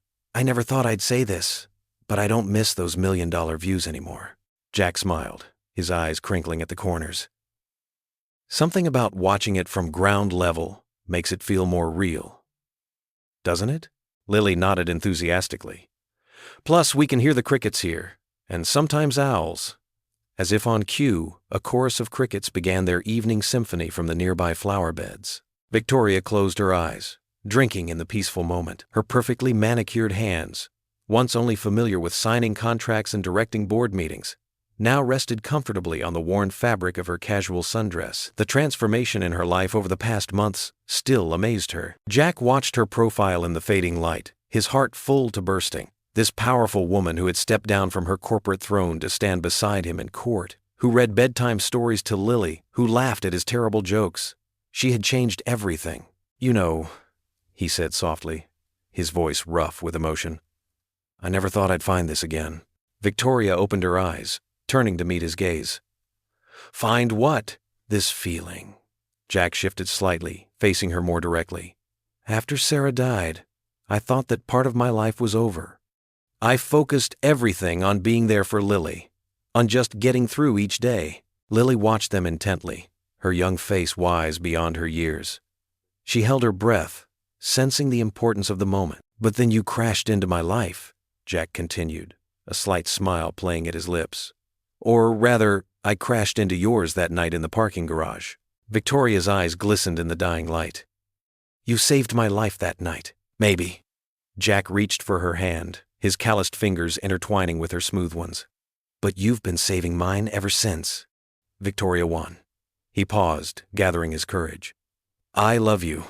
Not because you're Victoria Chase, CEO, or because you helped us keep our family together.